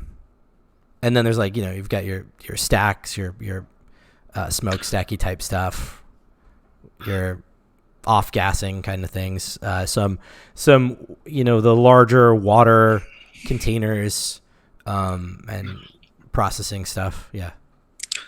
This isn't a drone thing, but I'll have Bradley Google it for me. The garden, the St. Mary's Garden. Yep. Does that have any kind of web presence? And do they have any kind of corporate sponsor? They Smart. don't have a web presence whatsoever. But you also remember that the information you got from the people and Father Martin is that it's a newer thing. It's a new project that has been very recent that they've taken on. But you also remember, because you're a smart guy, you also remember that the volunteer that was talking to you, Lisette, right? Mhm. She said that they do get plants from like nearby groups and like nurseries and stuff. Like Lancaster Farms. That's what she said. Mm-hmm. Mm. All right. Suspicious. Am I paranoid to think that the whole town is involved in this shit? I don't No. know. Are you paranoid enough? I mean, to you're a think monster hunter, so that the whole town is involved in this shit? Yeah, I not quite yet, but Mm.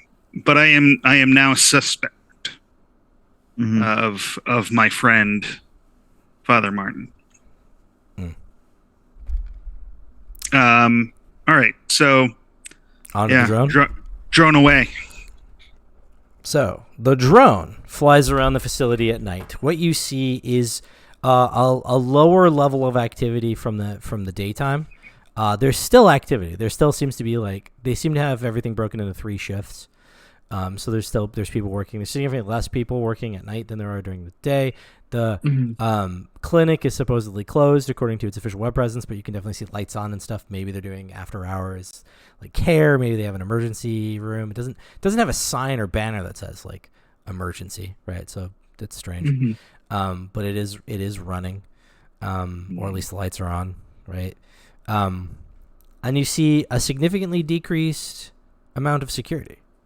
There's not nearly as much security around the facility. In fact, as your drone is flying close, you realize that there's no security.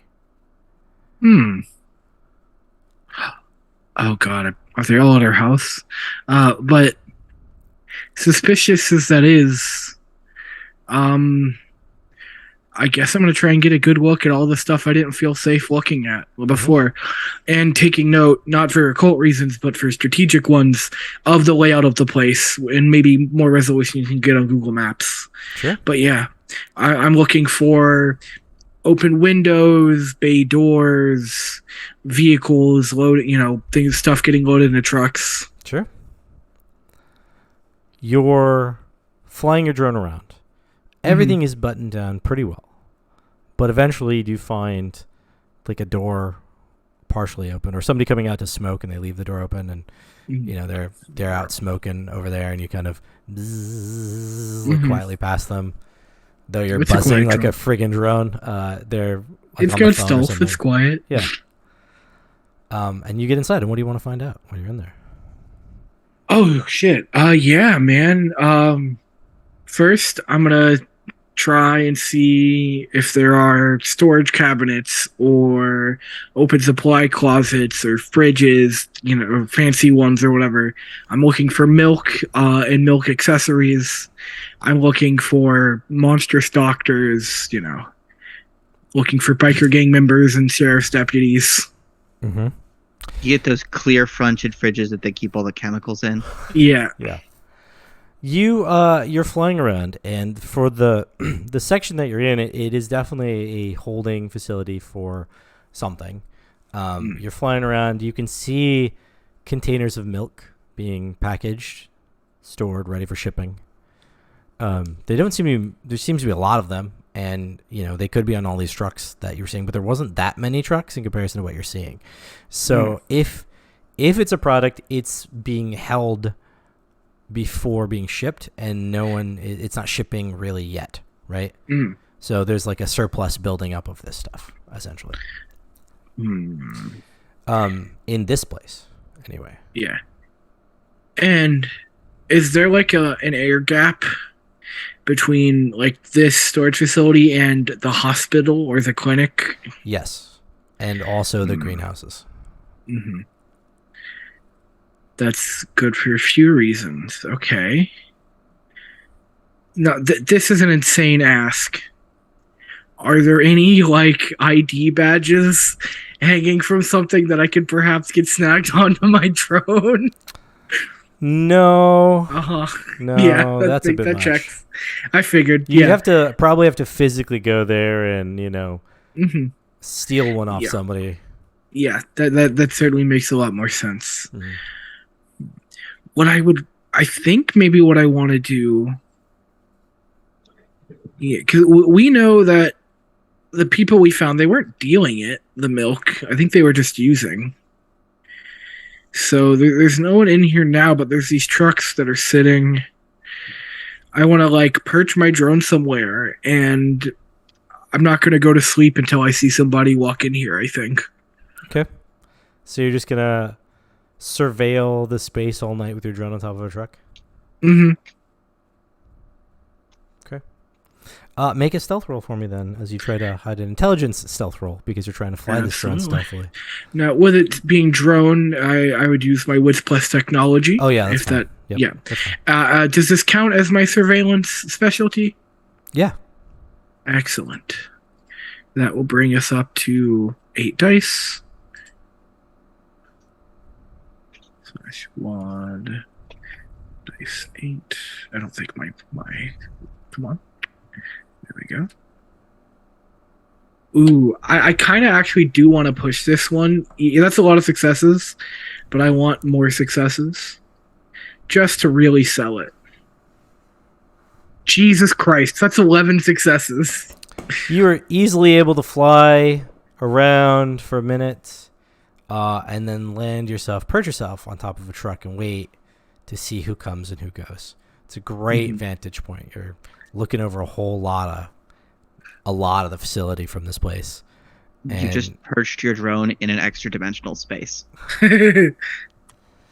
Not really, but a lot of the night goes by with like nothing, no movement, no security. Martin, I need more coffee. It's boring. This kind of thing is boring. The van pulls up outside. Not yet. Oh. At some point, you're rubbing your eyes, and when you look back at the screen, something is different. Something has changed.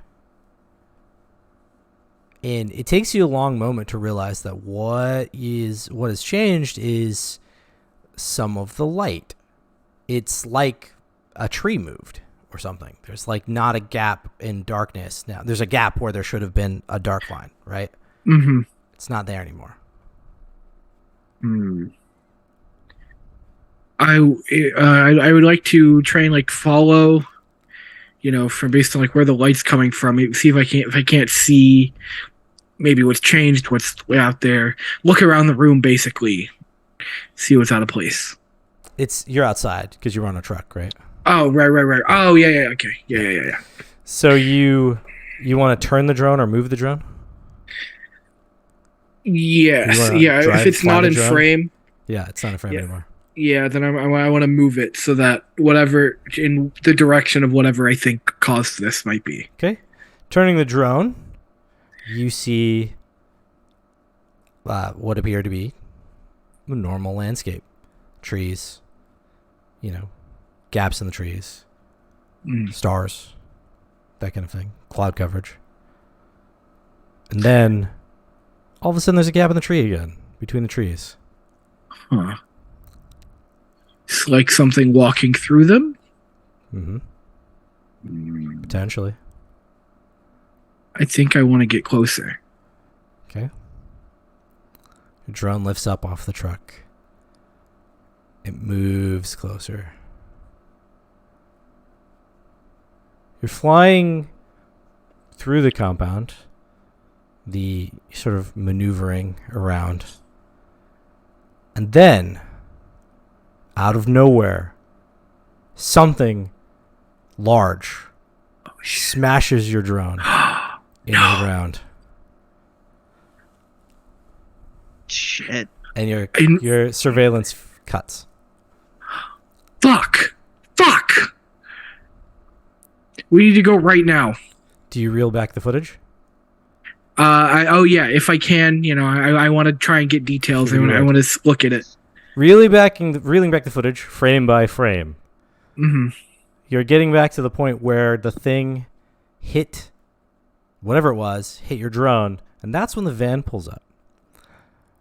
And as you're sort of looking at this stuff, whatever happens for them coming in, Mm-hmm. But you get to the frame, the last frame, right? There's some blurriness, and then you catch the frame right before the blurriness happened, and you see what appears to be a very bizarre, strange-looking tree that is moving to hit your drone. And that's the image you get. As they park and come out, fire! Molotovs! We have to go now. Okay. And And that is where we will end this session today. Excellent. And we hope that all of you that are chatting What in a our stream session. chat liked it. This You is the better have. episode where shit finally got weird. Yeah, I go weird as hell. It was just like, supernatural investigation, creepy kid, evil treant, Yeah. Dude. All right. All Well, we'll right. say our goodbyes, everyone, and we'll see you again Goodbyes, in 2 everyone. weeks. bye. Goodbye. Peace out, Twitch. Bye. Good stream. Hope everyone had fun.